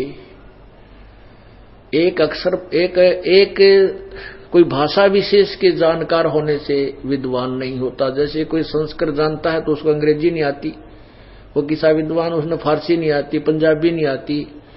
तो कबीर, ये परमात्मा जो है गरीबदास जी महाराज और कबीर साहब जी प्रत्येक लैंग्वेज को जानते थे। पृथ्वी पर जितनी भी भाषा है वो सभी का इन अपनी लैंग्वेज में, अपनी अमर वाणी में प्रयोग किया हुआ है। तो इसी सिद्ध है कि ये विद्वान थे। अब भाई और बहनों, जब हमें इतनी बातों का पता चल रहा है, ऐसे ऐसे खुलासे हो रहे हैं, तो अब आपने कुछ बातों पर ध्यान देना होगा। जैसे गरीबदास जी के द्वारा लिखे गए उस सदग्रंथ साहिब का जब पाठ किया जाता है, तो वो पाठ कितने आदर और सम्मान के साथ में किया जाता है। उस ग्रंथ साहिब का, जिसकी हम केवल वाणियां पढ़ सकते हैं, उन वाणियों में क्या गूढ़ रहस्य है हम नहीं जान सकते।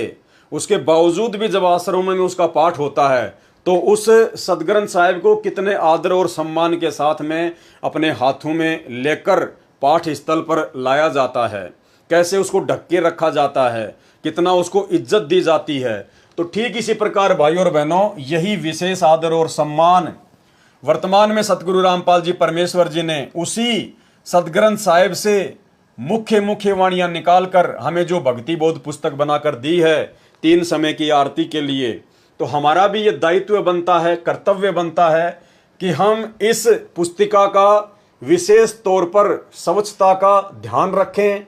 हम अपने घर पर कहीं भी इस पुस्तक को ना फेंकें, कहीं भी ना रखें, झूठे हाथ वगैरह इस पुस्तक को हम ना लगाएं। यानी ये हमारे पूज्य गुरुदेव जी के द्वारा लिपिबद्ध सदग्रंथ साहिब है, तो हमने इसका विशेष आदर करना चाहिए। जिस प्रकार आदरणीय गरीबदास जी महाराज जी के द्वारा लिखे गए सदग्रंथ साहिब का आश्रमों में आदर किया जाता है, क्योंकि हमारे गुरु सतगुरु रामपाल जी परमेश्वर जी हैं। हमारा मोक्ष सतगुरु रामपाल जी परमेश्वर जी के द्वारा होना है। और यदि सतगुरु रामपाल जी परमेश्वर आदरणीय गरीबदास जी महाराज जी के द्वारा लिपिबद्ध करवाए गए सदग्रंथ साहिब का खुलासा नहीं करते, उसके ऊपर सत्संग नहीं करते, पुस्तकें नहीं लिखते, तो आज हमें कैसे पता चलता कि इन वाणियों का क्या महत्व है, कितना महत्व है, हम भक्तों ने भक्ति मार्ग पर कैसे रहना है, कैसे चलना है। तो भक्ति बोध जो पुस्तिका है, ये आप और हम सभी भगत भाई बहनों के लिए ये सदग्रंथ साहिब है। हमने इसका बहुत आदर करना है, सम्मान करना है, झूठे हाथ नहीं लगाने हैं, हर जगह हमने इस पवित्र पुस्तक को नहीं रखना है। उसके बाद में सदग्रंथ साहिब को जब पढ़ते हैं तो आपने देखा होगा जितने भी सतलोक आश्रम हैं उनमें या 2014 से पहले सतगुरु रामपाल जी परमेश्वर जी करोथा या बरवाला आश्रम में सत्संग किया करते थे। सत्संग के समय 3 दिन का पाठ चलता था उसी सदग्रंथ साहिब का। तो जब सदग्रंथ साहिब का पाठ किया जाता था तो जो पाठी होता था वो अपने सिर पर एक सफेद कपड़ा पहनकर उसका पाठ किया करता था। यानी जितने भी पाठी बारी बारी से सदग्रंथ साहिब का पाठ किया करते थे आश्रमों में या वर्तमान में करते हैं, तो आपने नोटिस किया होगा कि जो पाठी होते हैं वो अपने सिर पर एक सफेद वस्त्र डालकर ही पाठ करता है। तो वैसे हम सत्सेवक भाई बहन तो काफी लंबे समय से जब भी हम तीनों समय की आरती करते हैं भक्ति बोध पुस्तक को हाथ में लेकर, तो हम सभी भगत भाई बहन अपने अपने सिर पर सफेद जो कपड़ा है वो डालकर ही आरती करते हैं। और जो माता बहनें हैं जो अपने सर पर कोई चुन्नी वगैरह या वैसे दूसरा अपना कोई वस्त्र पहनती हैं, तो उनको अलग से कोई सफ़ेद वस्त्र अपने सिर पर डालने की आवश्यकता नहीं है। लेकिन जो पुरुष भगत हैं वो अपने सर पर सफ़ेद कपड़ा ओढ़ कर ही तीनों समय की आरती करते हैं, इन वाणियों का पाठ करते हैं। इसके अलावा आपने ये भी देखा होगा इन आश्रमों में कि जब जब आदरणीय गरीबदास जी के द्वारा लिपिबद्ध करवाए गए सदग्रंथ साहिब का पाठ किया जाता है तो पाठी अपने मुंह से बोलकर ही पाठ करता है। आदरणीय गरीबदास जी के सदग्रंथ साहिब को सामने रखकर जो पाठी होते हैं वो अपने मुंह से बोलकर पाठ करते हैं। तो भाइयों और बहनों, हमारा सदग्रंथ साहिब है भक्ति बोध, हमारे पूज्य गुरुदेव भगवान के द्वारा लिखा हुआ है। हमने भी केवल इसका पाठ करना है। देखो, अगर आप ध्यान से देखोगे, आप सबके घरों में भक्ति बोध पुस्तक है, उसके नीचे नीचे लिखा होता है, मेन पृष्ठ पर नीचे नीचे यहां लिखा होता है मूल्य नित्य नियम पाठ। यानी गुरुदेव भगवान ने जब हमें नाम दीक्षा दी, जब हमें नाम दीक्षा प्राप्त होती है तो उस समय हमारे को निःशुल्क ये भक्ति बोध मिलती है। और उस समय भाइयों और बहनों जब हम देखेंगे इस भक्ति बोध के यहाँ पर तो नीचे लिखा हुआ है मूल्य नित्य नियम पाठ। यानी गुरुदेव भगवान कहते हैं कि भाई मैं तुम्हें जो निःशुल्क भक्ति बोध पुस्तक दे रहा हूं, यदि तुम तीनों समय इस पुस्तक को हाथ में लेकर इसका पाठ करोगे, स्वाध्याय करोगे, तीनों समय की आरतियां हाथ में लेके करोगे, नित्य तुम इसको पढ़ोगे, तो समझना तुम अपने गुरुदेव के द्वारा फ्री में दी गई, निःशुल्क दी गई इस पुस्तक का मूल्य अदा कर रहे हो। अन्यथा यदि आप ऑडियो वीडियो में आरती लगाकर सुनते हैं, अपना कोई काम भी करने लग जाते हैं, तो आप अपने गुरुजी के साथ में धोखा कर रहे हैं और खुद के साथ में बहुत बड़ा धोखा कर रहे हैं। दास आपको पहले ही बता चुका है, जो भगत भाई बहन नेत्रहीन हैं, जो अनपढ़ हैं, जो बुजुर्ग हैं, वो भाई बहन सतगुरु रामपाल जी परमेश्वर जी के मुख कमल से तीनों समय की आरतियां जो ऑडियो या वीडियो में डालकर दी हुई हैं वो कर सकते हैं। वो विशेष परिस्थितियों में ऐसे ही भगत भाई बहनों के लिए हैं, ना कि आम सामान्य भक्तों के लिए। लेकिन सतलोक आश्रमों से जुड़े हुए 90% भाई बहन सब गुरुदेव की ऑडियो वीडियो से ही आरतियां करते हैं, अपने दूसरे काम भी करते रहते हैं और उनकी आरतियां भी समाप्त हो जाती हैं। तो ये विधि परमेश्वर जी के भक्ति विधान के अकॉर्डिंग नहीं है। यदि आप सामान्य भगत हैं, आपको कोई परेशानी नहीं है, आप जी पढ़े लिखे हैं, तो फिर आपने परमेश्वर जी के विधि विधान अनुसार तीनों समय की आरती समय निकालकर भक्ति बोध पुस्तक को हाथ में लेकर ही पढ़ना है, इसका पाठ करना है। इसके अलावा आपने ये भी देखा होगा कि आश्रमों में जब जब ये 3 दिन का आदरणीय गरीबदास जी महाराज जी के सदग्रंथ साहिब का पाठ होता है तो पाठी बीच में बिल्कुल भी नहीं बोलता है और ना ही पाठी कोई दूसरा काम करता है। और यदि पाठी को कोई विशेष काम होता है, जैसे मान लीजिए उसको बाथरूम वगैरह जाना है या और कोई दिक्कत है, तो वो मुंह से बोलकर दूसरे को नहीं बुलाता, बल्कि वो ताली बजाएगा या फिर कोई बैल वगैरह होती है उसको बजाएगा। तो दूसरा जो पाठी होता है, जो उसका सहायक होता है, वो समझ जाता है कि हाँ इसको पाठ से उठना है, इसलिए मुझे ये बुला रहा है। तो हम भगत भाई बहनों ने भी ये विशेष तौर पर ध्यान रखना है, जब हम अपने गुरुदेव के द्वारा दिए गए अमर ग्रंथ का, सदग्रंथ साहिब का पाठ करते हैं, तीनों समय की आरती करते हैं, सुबह दोपहर शाम की, तो भाइयों और बहनों हमने बीच में आरतियां नहीं छोड़नी हैं। हमने छोटी छोटी बातों पे बीच में आरती को छोड़कर नहीं जाना है, और ना हमने कोई बातचीत करनी है। हमारा पूरा फोकस, हमारा पूरा ध्यान केवल आरती पर होना चाहिए, परमेश्वर जी की वाणियों पर होना चाहिए, शब्दों पर होना चाहिए।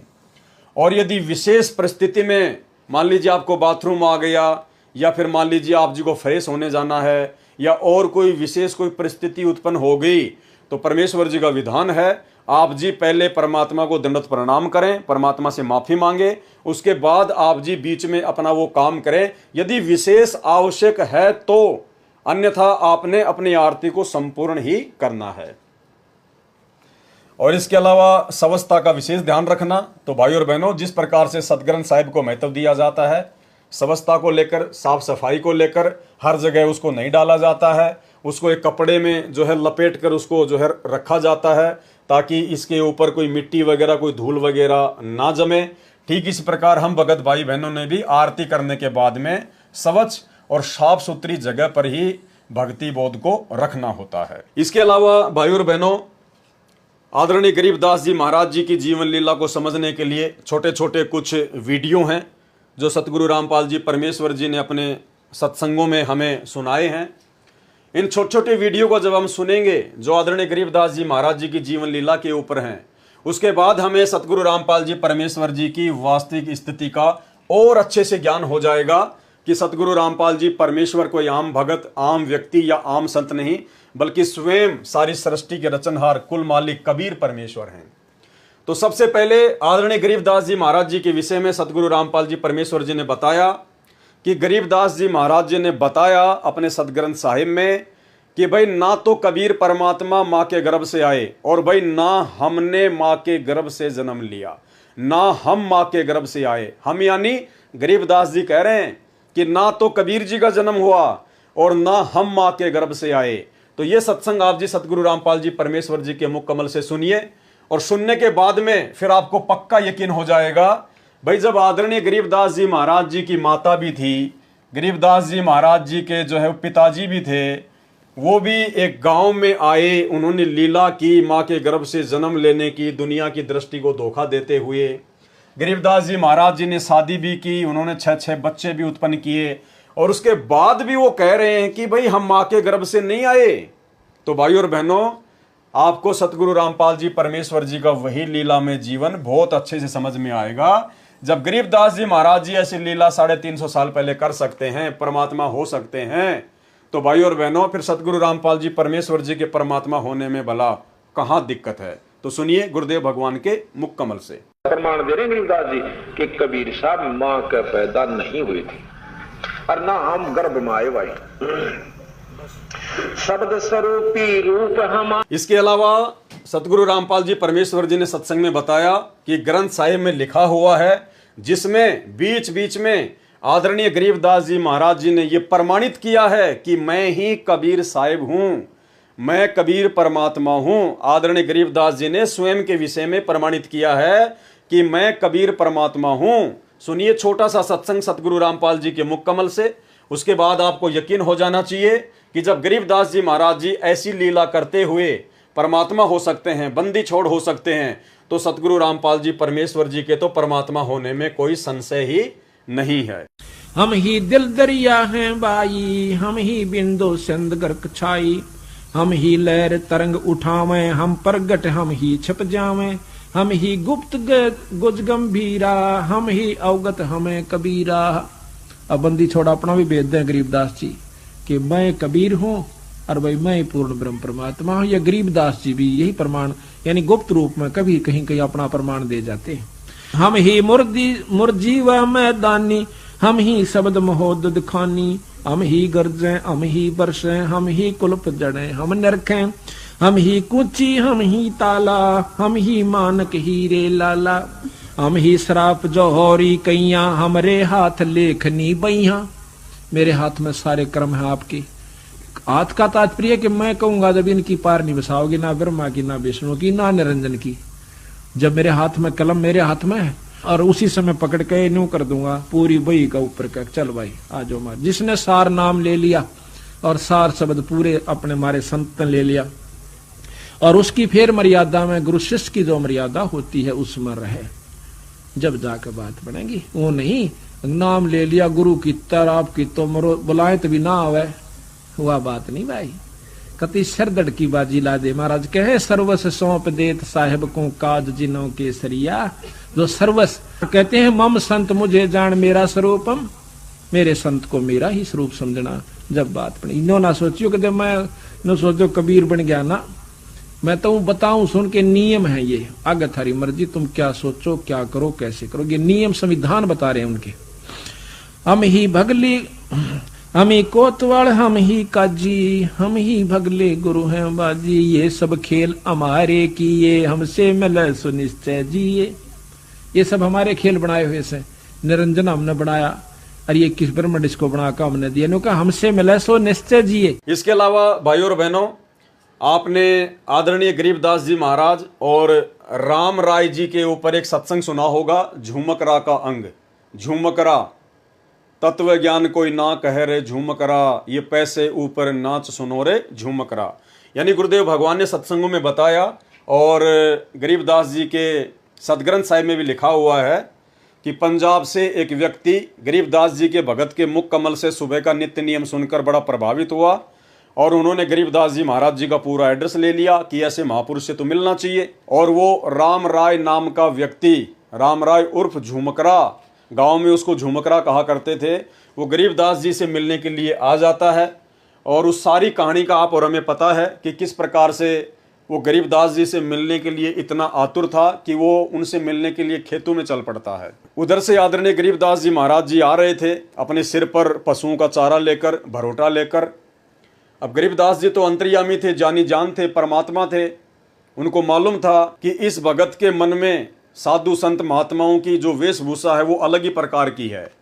वो ये सोचकर आया था कि कोई बहुत पहुँचे हुए महात्मा होंगे, सिर पर या तो बड़ी बड़ी जटा होगी, चेहरे पर बड़ी बड़ी दाढ़ी मूंछ होगी, या बिल्कुल साफ करवा रखा होगा, पीताम्बर पहन रखा होगा, भगवा पहन रखा होगा, कान वगैरह छिदवा रखे होंगे, धूणा वगैरह लगा के बैठता होगा। तो ऐसी धारणा राम राय के मन में थी गरीबदास जी से मिलने से पहले। तो गरीबदास जी तो जानी जान थे, अंतर्यामी परमात्मा थे, वो तो समझ गए उस बात को कि अगर मैंने अभी इसको कह दिया कि मैं हूं गरीबदास, तो ये यहीं से वापस पंजाब चला जाएगा, मेरी एक बात नहीं सुनेगा। तो गरीबदास जी ने कहा कि चलो जी मैं मिलाता हूं आपको गरीबदास जी से, और राम राय को लेकर वापस अपने घर पर आ गए।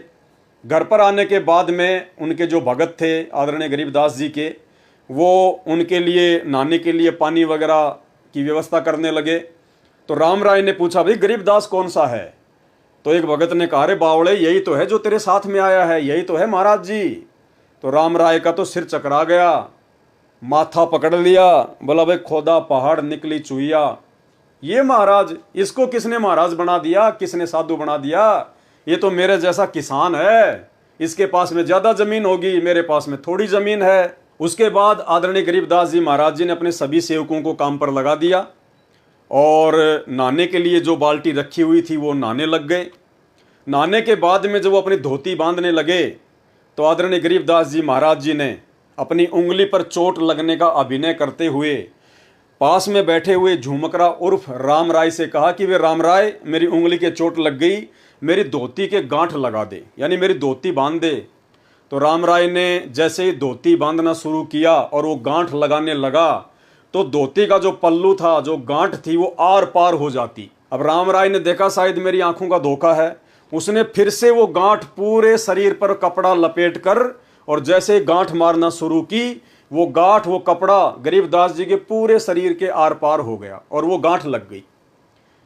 तीसरी बार उसने ऐसा ही किया कि हो सकता है मेरी आंखों का धोखा हो। फिर से उन्होंने गरीबदास जी के पूरे शरीर के वो कपड़ा लपेट कर और जैसे गांठ मारना शुरू की तो कपड़ा शरीर के आर पार होता हुआ उस कपड़े के गांठ लग गई।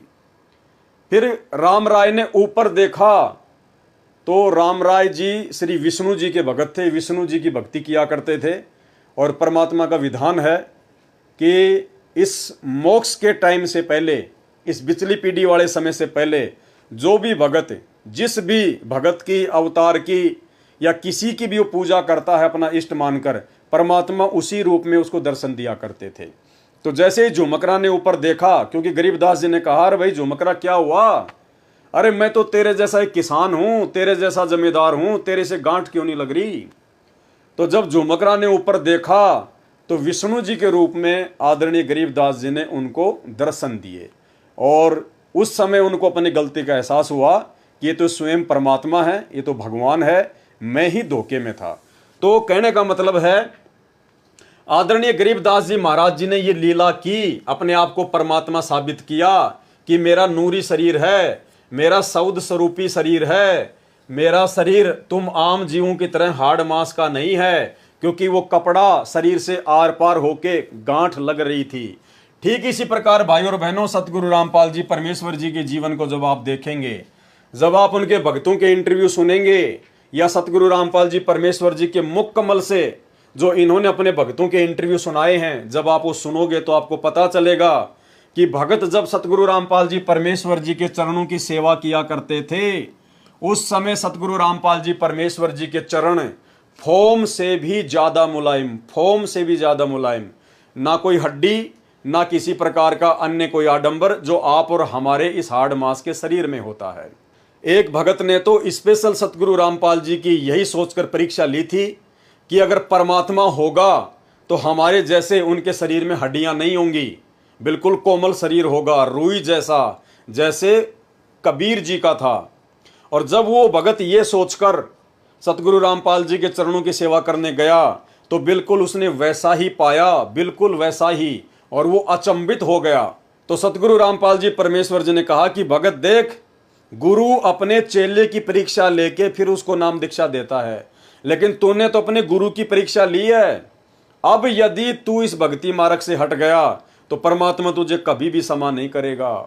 तो भाई और बहनों, सुनिए इंटरव्यू सतगुरु रामपाल जी परमेश्वर जी के भक्तों के, जिसमें आपको पता चलेगा कि जब वो परमेश्वर जी के चरणों की सेवा किया करते थे तो परमेश्वर जी के चरण रुई से ज्यादा मुलायम, फोम की तरह, क्योंकि परमेश्वर जी का सौद स्वरूपी शरीर है, नूरी शरीर है, तेज पुंज की देह है, आप और हमारी तरह हाड़ मांस की देह नहीं है। के बाद आश्रम क्रोथा में खाना खाया तो दर्द नहीं हुआ। दांतों को हाथ लगाकर देखा तो वो हिल रहे थे, लेकिन कम हिल रहे थे, और वो अब भी हिलते हैं लेकिन तकलीफ नहीं। इसके बाद दर्शनों के लिए गया तो चरण सेवा मिली तो सतगुरु देव के चरण ऐसे लगे जैसे फोम की रुई से भी नरम हो। तो मैं तो ऐसा हो गया कि न कोई चिंता और न कोई तकलीफ, मैं बहुत खुश हो गया। अपने आप ही मन में आता रहा कि इनसे ऊपर कोई और शक्ति नहीं। इसके अलावा आदरणीय गरीबदास जी महाराज स्वयं ही कबीर परमात्मा थे, बंदी छोड़ते। इसका एक अन्य जो प्रमाण है वो अर्जुन सर्जुन के द्वारा गरीबदास के रूप में कबीर परमात्मा जी की पहचान करना।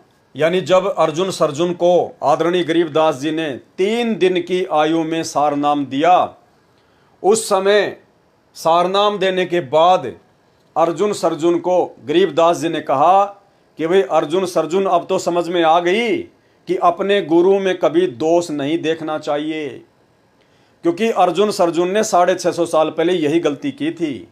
उन्होंने लोगों के कहने पर अपने गुरु के ऊपर संदेह कर लिया। जब परमेश्वर जी ने लीला की थी, अपनी ही एक शिष्या जो कि पहले वेश्यावर्ती का काम किया करती थी, गणिका थी, परमेश्वर से नाम लेने के बाद वो आश्रम में आने लग गई। भगत उनको टॉर्चर करने लग गए कि तू बदनाम औरत है, गुरुजी को बदनाम करेगी, आश्रम में मत आया कर। तो भक्तों के प्रति ऐसा रवैया देखकर कबीर परमेश्वर जी ने 64 लाख भक्तों की परीक्षा ली। उसी बहन को, गणिका को परमात्मा ने निमित्त बनाया, और उसी गणिका के तहत परमेश्वर जी ने अर्जुन सर्जुन की भी परीक्षा ली, और अर्जुन सर्जुन भी उस परीक्षा में फेल हो गए थे। यानी उन्होंने अपने गुरु के ऊपर संदेह कर लिया था। उसके बाद वो बहुत रोए। जब परमात्मा ने उनको समझाया, उनको अपनी गलती का एहसास भी हुआ, तो उस समय कबीर परमात्मा ने कहा कि भाई अब मेरे इस शरीर से तुम्हारा मोक्ष नहीं हो सकता, क्योंकि रहीमन धागा प्रेम का मत तोड़ो छिटकाए, टूटे से फिर ना जुड़े और जुड़े तो गांठ पड़ जाए। क्योंकि तुमने मेरे इस शरीर में दोष देख लिया, इसलिए तुम इस शरीर में पार नहीं हो सकते। तो अर्जुन ने बहुत ज़्यादा मिन्नतें की, प्रार्थना की, रोए, पैर नहीं छोड़े। तो परमात्मा ने कहा कि भाई ठीक है, आज से 250 साल बाद मैं गांव छुडानी में ऐसे दिल्ली के पास में हुमायूंपुर, वहाँ से एक गांव है छुडानी हरियाणा में, वहाँ पे मैं प्रकट होऊंगा और उस समय आपको मैं नाम दीक्षा दूंगा। तो उन्होंने कहा कि महाराज हमें कैसे पता चलेगा? बोला वो मेरा काम है तुम्हें सचेत करना। तो जब गरीबदास जी महाराज जी आए, कबीर परमात्मा गरीबदास जी के रूप में गांव छुडानी में सन 1717 में आए, और जब 3 दिन के ही थे शिशु रूप में, उसी समय उन्होंने सौपन के माध्यम से अर्जुन को संदेशा दिया कि भाई मैं आ चुका हूं, आ जाओ। अर्जुन आए और मात्र 3 दिन की आयु में आदरणीय गरीबदास जी महाराज जी ने रानी माता को गहरी नींद में सुला दिया और मात्र 3 दिन की आयु में अर्जुन को सार नाम दिया। और वो 250 साल के अर्जुन आदरणीय गरीबदास जी के पैरों में पड़कर रोने लगे। उस समय 3 दिन की आयु के उस बच्चे आदरणीय गरीबदास जी महाराज जी ने कहा कि अर्जुन समझ में आ गई कि अपने गुरु जी पर कभी भी संदेह नहीं करना चाहिए, अपने गुरु में कभी भी दोष नहीं देखना चाहिए। तो ये एक प्रमाण है कि गरीबदास जी के रूप में अर्जुन ने अपने गुरु कबीर परमात्मा को पहचाना। तो आप जी सुनिए ये छोटा सा शब्द जिसकी एक चौपाई, जिसमें परमात्मा ने कहा है कि अर्जुन ने पहचान लिया और छुडानी में दर्शन आन किया। अर्जुन ने पहचान लिए, छुडानी में दर्शन आन किए।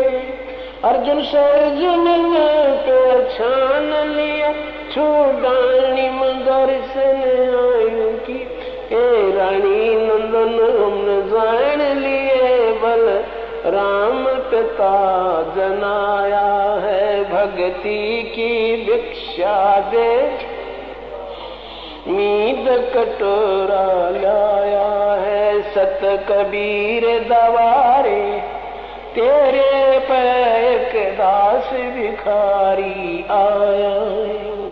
तो भाइयों और बहनों, ठीक इसी प्रकार जैसे अर्जुन और सरजुन ने कबीर जी को आदरणीय गरीबदास जी के रूप में पहचान लिया था, ठीक इसी प्रकार आज हजारों की संख्या में सत्सेवक भाई और बहनों ने अपने उसी कबीर परमात्मा को, जो 650 साल पहले आए थे, हमारे गुरु थे, जो आज सतगुरु रामपाल जी परमेश्वर जी के रूप में पुण्य धरती पर प्रकट हो चुके हैं हमारा उद्धार करने के लिए, हमसे भक्ति करवाने के लिए।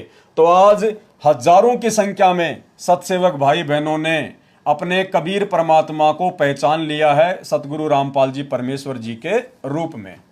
इसके अलावा जिस प्रकार से आदरणीय गरीबदास जी महाराज जी को, जो कि 300 साल पहले धरती पर सशरीर प्रकट थे, जिनको दुनिया पहचान नहीं पाई और ना पहचानने के चलते दुनिया ने उनमें 100 नुक्स निकाले, 100 नुक्स। इसके ऊपर सतगुरु रामपाल जी परमेश्वर जी ने अपने सत्संग भी किया हुआ है। छोटा सा सत्संग 2 मिनट का सुन लीजिए, जिसमें गुरुदेव भगवान ने कहा है कि गरीबदास जी महाराज जी को ना पहचान कर दुनिया ने उनमें 100 नुक्स निकाले, उनको बावड़ा कहा, उनको पागल कहा, ना जाने क्या क्या उपाधियां उनको दी। और भोग की आरती के शब्द में हम पढ़ते हैं कि जीव जो ना सत्संग में आया, भेद ना उसे भजन का पाया। गरीबदास जी को भी बावड़ा बताया, क्या कर ले इस दुनिया शानी का। उसके बाद आपको यकीन हो जाना चाहिए कि दुनिया तो ऐसी ही है, दुनिया का काम है केवल नुक्स निकालना। लेकिन जिन आत्माओं को ज्ञान समझ में आ गया, जो परमात्मा के विशेष हीरे मोतीलाल हैं, जिन आत्माओं के लिए परमात्मा युगों युगों से भटक रहा है, वो आत्मा अपने परमेश्वर जी को पहचान चुकी हैं, जान चुकी हैं, सतगुरु रामपाल जी के रूप में उनकी पहचान कर चुकी हैं। तो सुनिए आदरणीय गरीबदास जी महाराज जी के विषय में दुनिया वालों के विचार, और उसके बाद में यही स्थिति आज सतगुरु रामपाल जी परमेश्वर जी के प्रति लोगों की बनी हुई है, उनकी आध्यात्मिक ना समझी के चलते। गुरु को अपना शिष्य प्यारा हो है, अगर कोई शिष्य हो तो इसलिए अपने हंस को निकालन की खातिर कितने दुख पाए, कोरडे खाए, बांदी बन गए, और हम नीच आत्मा फिर भी नहीं समझ पाते। फिर जब गुरु के रूप में कोई आता है संत, उसको फिर ऐसे ही व्यक्ति उसमें 100 कसूर और उसमें 100 प्रक्रिया उल्टी मानकर उसकी निंदा करके अपना कर्म और धर्म नष्ट कर जाते हैं। गरीबदास जी महाराज आए तब भी उसमें लोगों ने, हमारे जैसी नीच आत्माएं उस समय भी रही होंगी, पता नहीं उनके बारे में क्या क्या होगा। दुनिया को ठगता है, ऐसे करता है, गुमराह करता है, ये कहां से ज्ञान लिया एक धोती कुर्ते वाला। आज उसी गरीबदास के आगे नाक रगड़ रगड़ के अपनी मन्नत पूरी की करवाई जा रही है।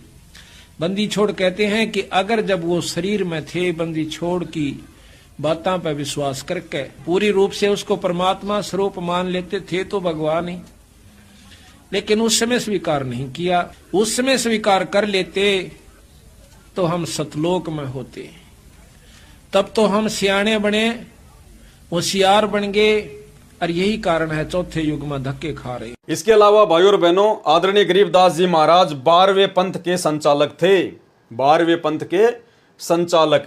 और दूसरी तरफ सतगुरु रामपाल जी परमेश्वर जी उसी 12वें पंथ में आगे चलकर 17 फरवरी 1988 को आए और सन 1994 से उन्होंने यथार्थ 13वां कबीर पंथ शुरू किया। यानी गरीबदास जी ने 12वें पंथ को शुरू किया और उसी 12वें पंथ में अपनी वाणी के अकॉर्डिंग कि 12वें पंथ हम ही चल आवें, सब पंथों को मिटाकर एक ही पंथ चलावें। 650 साल पहले कबीर जी ने धर्मदास जी से कहा था, कबीर सागर में लिखा हुआ है कि 12वें पंथ में हम ही चलावें। यानी गरीबदास जी के द्वारा जो 12वां पंथ चलाया जाएगा, उस 12वें पंथ में आगे चलकर मैं कबीर स्वयं ही आऊंगा और एक नया 13वां कबीर पंथ चलाऊंगा। तो 17 फरवरी 1988 को परम पूज्य परमेश्वर सतगुरु रामपाल जी एक आम भगत की भूमिका करते हुए और एक अच्छी आत्मा आदरणीय राम देवानंद जी को अपना मुंह बोला गुरु बनाते हुए इन्होंने 12वें पंथ में प्रवेश किया 17 फरवरी 1988 को। और सन 1994 से नाम दीक्षा देना शुरू करके इन्होंने यथार्थ 13वें कबीर पंथ को शुरू किया। तो भाइयों और बहनों, ये कुछ पॉइंट हैं जिन पॉइंटों को आधार बनाकर हम भगत आसानी से समझ सकते हैं कि वर्तमान में भक्ति मार्ग में सतगुरु रामपाल जी परमेश्वर जी की क्या भूमिका है। और जब तक हमें अपने गुरु जी पर संदेह होगा, जब तक हमें अपने गुरु पर शंका होगी कि क्या पता मेरे गुरु जी खुद परमात्मा है या नहीं है, क्या पता मेरे गुरु जी कबीर जी के द्वारा भेजे गए को संत हों, कबीर जी के दास हों, कबीर जी के प्रतिनिधि हों, अगर इस प्रकार की ऊंच नीच वाली भावना भगत के अंदर रहेगी, वो भगत कभी भी भक्ति मार्ग पर सफल नहीं हो पाएगा। क्योंकि भक्ति का मूल होता है सतगुरु। सतगुरु के बिना भक्ति नहीं चलती, सतगुरु के बिना भगत को काल आगे जाने का रास्ता नहीं देता। और सतगुरु की भूमिका केवल वही निभा सकता है जो काल से ऊपर होता है, जो अकाल होता है। और काल से ऊपर जो अकाल है वो स्वयं कबीर परमात्मा है, जो स्वयं ही सतगुरु का रूप धारण करके धरती पर प्रकट होता है। साहिब से सतगुरु भय, सतगुरु से भय संत, धर धर वेख विशाल अंग, वो खेल आदि और अंत। और परमात्मा कबीर जी स्वयं कहते हैं कि गुरु और गोविंद दो नहीं भाई, जो दो समझेगा वो दो जग में जाई, वो भगत भक्ति करते करते भी नरक में जाएगा। इसलिए भक्ति मार्ग में यदि हमने सफल होना है तो सतगुरु जो स्वयं ही कबीर परमात्मा होते हैं, हमने उनको कबीर परमात्मा के रूप में हृदय से स्वीकार करना पड़ेगा, अन्यथा हमारी भक्ति शुरू भी नहीं होगी, 2 कदम भी आगे नहीं चल सकती है। तो ये कुछ समानताएं थी आदरणीय गरीबदास जी महाराज जी के लीलामय जीवन में और सतगुरु रामपाल जी परमेश्वर जी के लीलामय जीवन में। इन समानताओं को देखकर आप जी को भली भांति यकीन हो जाना चाहिए कि हमारे गुरुदेव कोई सामान्य संत, सामान्य व्यक्ति या कबीर परमात्मा के कोई प्रतिनिधि नहीं है। ये स्वयं ही कबीर परमात्मा है, जो हम जीवों की चरम दृष्टि को धोखा देते हुए और काल के साथ आंख में चोली करते हुए इस कलयुग की बिचली पीढ़ी में 8 सितंबर 1951 को गांव धनाना, जिला सोनीपत, हरियाणा में स्वयं प्रकट हैं और परमेश्वर अपने मूल ज्ञान को जन जन तक पहुंचा रहे हैं, अपनी अच्छी आत्माओं को अपनी शरण में ले रहे हैं। तो अब हम भक्तों ने भी किसी प्रकार की भक्ति मार्ग पर कोई कमी नहीं छोड़नी चाहिए, जब हमें सतगुरु की पूर्णतया पहचान हो जाए। इसके अलावा भाइयों और बहनों, ये आदरणीय गरीबदास जी महाराज जी का संक्षिप्त जीवन परिचय लिखा हुआ है इसी भक्ति बोध पुस्तक में, जिसमें तीनों समय की आरतियां हैं। और आदरणीय गरीबदास जी महाराज जी का संक्षिप्त जीवन परिचय लिखते हुए इसमें क्या बताया गया है। महाराज गरीबदास जी का प्राकाट्य यानी कब वो प्रकट हुए, सन 1717 व विक्रमी संवत 1774 को बैसाख उतरते की पूर्णिमा के दिन ब्रह्म मुहूर्त में श्री बलराम जी के घर माता रानी की कोख से गांव छुडानी जिला झज्जर प्रांत हरियाणा में हुआ। विक्रमी संवत 1784 में बंदी छोड़ कबीर साहेब कबीर देव ने सतलोक से आकर महाराज जी को दर्शन व दीक्षा दी। जब महाराज जी गऊ चराने के लिए कबलाना गांव की तरफ लगभग 1.5 किलोमीटर दूर खेतों में गए हुए थे, जिसे नल्ला कहते हैं, महाराज जी के 6 संतान थी, 4 लड़के और 2 लड़कियां। आप जी ने विक्रमी संवत 1835 सन 1778 भादवा मास की शुक्ल पक्ष की द्वितीया दूज को सतलोक गमन किया। गांव छुडानी में आप जी के शरीर का अंतिम संस्कार कर दिया गया। उस पर एक यादगार छतरी साहेब बनी हुई है। इसके बाद उसी शरीर में, उसी गरीबदास जी महाराज वाले शरीर में प्रकट होकर वही आयु 61 वर्ष की सहारनपुर उत्तर प्रदेश में 35 वर्ष तक रहे। वहां भी आपके नाम से यादगार छतरी साहेब बनाई हुई है। चिलकाना रोड से कलसिया सड़क निकलती है, उस पर आधा किलोमीटर चलकर बाईं तरफ यादगार बनी हुई है। पास में ही श्री लालदास जी महाराज का प्रसिद्ध बाड़ा है, जो संसार में प्रत्यक्ष प्रमाण है कि परमात्मा बिना मां के भी शरीर में आ सकते हैं। जिस प्रकार गरीबदास जी महाराज जी सहारनपुर में प्रकट हुए बिना मां के शरीर के, तो इसी प्रकार परमात्मा कुछ भी कर सकता है। साहिब से सब होत है, बंदे से कुछ नाई, वो राई से पर्वत कर दे, फिर पर्वत से राई। इसलिए अपने गुरुदेव भगवान, अपने कबीर परमात्मा की किसी भी लीला पर भगत को कोई संदेह नहीं होना चाहिए, और भगत ने अपने गुरु के अलावा किसी और को परमात्मा के रूप में स्वीकार नहीं करना चाहिए। अब ये तो आपने पढ़ा आदरणीय गरीबदास जी महाराज जी का संक्षिप्त जीवन परिचय, और अब आप जी को सतगुरु रामपाल जी परमेश्वर जी का संक्षिप्त जीवन परिचय पढ़ाएंगे, क्योंकि ये भक्ति बोध पुस्तक में नहीं लिखा हुआ था। ये केवल साध संगति से जुड़े हुए सत्सेवक भाई बहनों ने जो नई भक्ति बोध पुस्तकें छपवाई हैं उनमें लिखा है। क्यों लिखा है? क्योंकि अब हमें सतगुरु रूप में आए हुए सतगुरु रामपाल जी परमेश्वर जी की पहचान हो चुकी है, और पहचान होने के बाद भगत केवल अपने गुरु की ही विशेष महिमा करेगा। तो अपने गुरुदेव भगवान की विशेष महिमा के अंतर्गत साध संगति से जुड़े हुए सत्सेवक भाई बहनों ने कुछ वाणियां लिखकर अपने गुरुदेव के चरणों में समर्पित करके और इस भक्ति बोध पुस्तक में लिखी हैं।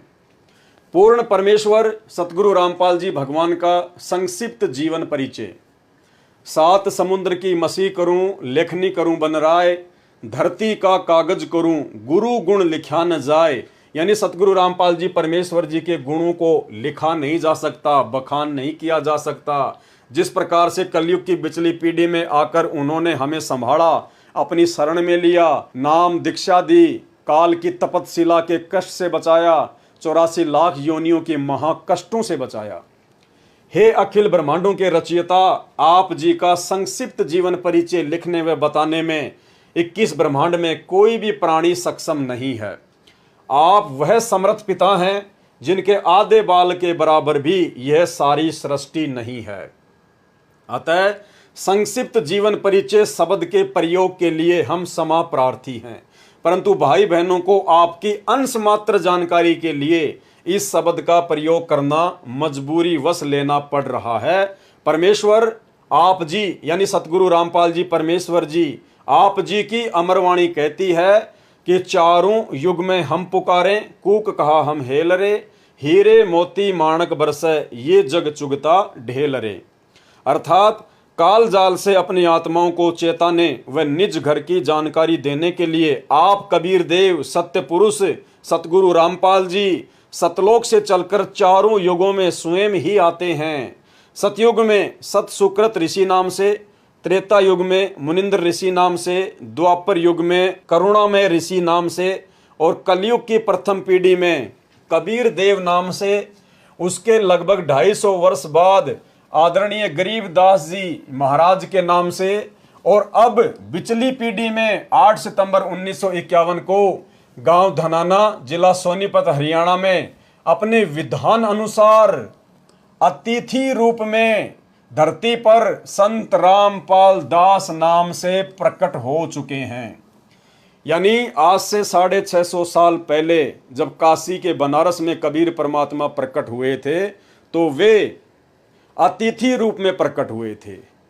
अतिथि रूप का मतलब होता है जिसके आने की तिथि पूर्व निर्धारित ना हो, उसको कहते हैं अतिथि, जो बिना बताए आ जाए। तो वर्तमान में 8 सितंबर 1951 को परमेश्वर रामपाल जी धरती पर अतिथि रूप में प्रकट हैं। यानी किसी भी शास्त्र में, किसी भी सदग्रंथ में ये प्रमाण नहीं है कि सतगुरु रामपाल जी 8 सितंबर 1951 को ही प्रकट होंगे। तो इसलिए आज परमात्मा अतिथि रूप में धरती पर प्रकट हैं। अपने नाम के आगे दास शब्द, वह परमात्मा कौन? सतगुरु रामपाल जी सिर्फ हम आत्माओं को दास शब्द की परिभाषा समझाने के लिए लगाते हैं। साहिब से सतगुरु भये, सतगुरु से भय संत, धर धर वेख विशाल अंग, खेल आदि और अंत। इस अमरवाणी के अनुसार सत्य पुरुष ने, सतगुरु रामपाल जी परमेश्वर जी ने 8 सितंबर 1951 के दिन प्रकट होकर 17 फरवरी 1988 तक एक साधारण से किसान परिवार में हमारी चरम दृष्टि को धोखा देते हुए 2 अच्छी आत्माओं भगतमती इंद्रो देवी व भगत नंदराम जी को अपने मुंह बोले माता पिता के रूप में इस नश्वर संसार में लीला करने हेतु स्वयं के आने अर्थात प्रकट होने के लिए निमित्त बनाया।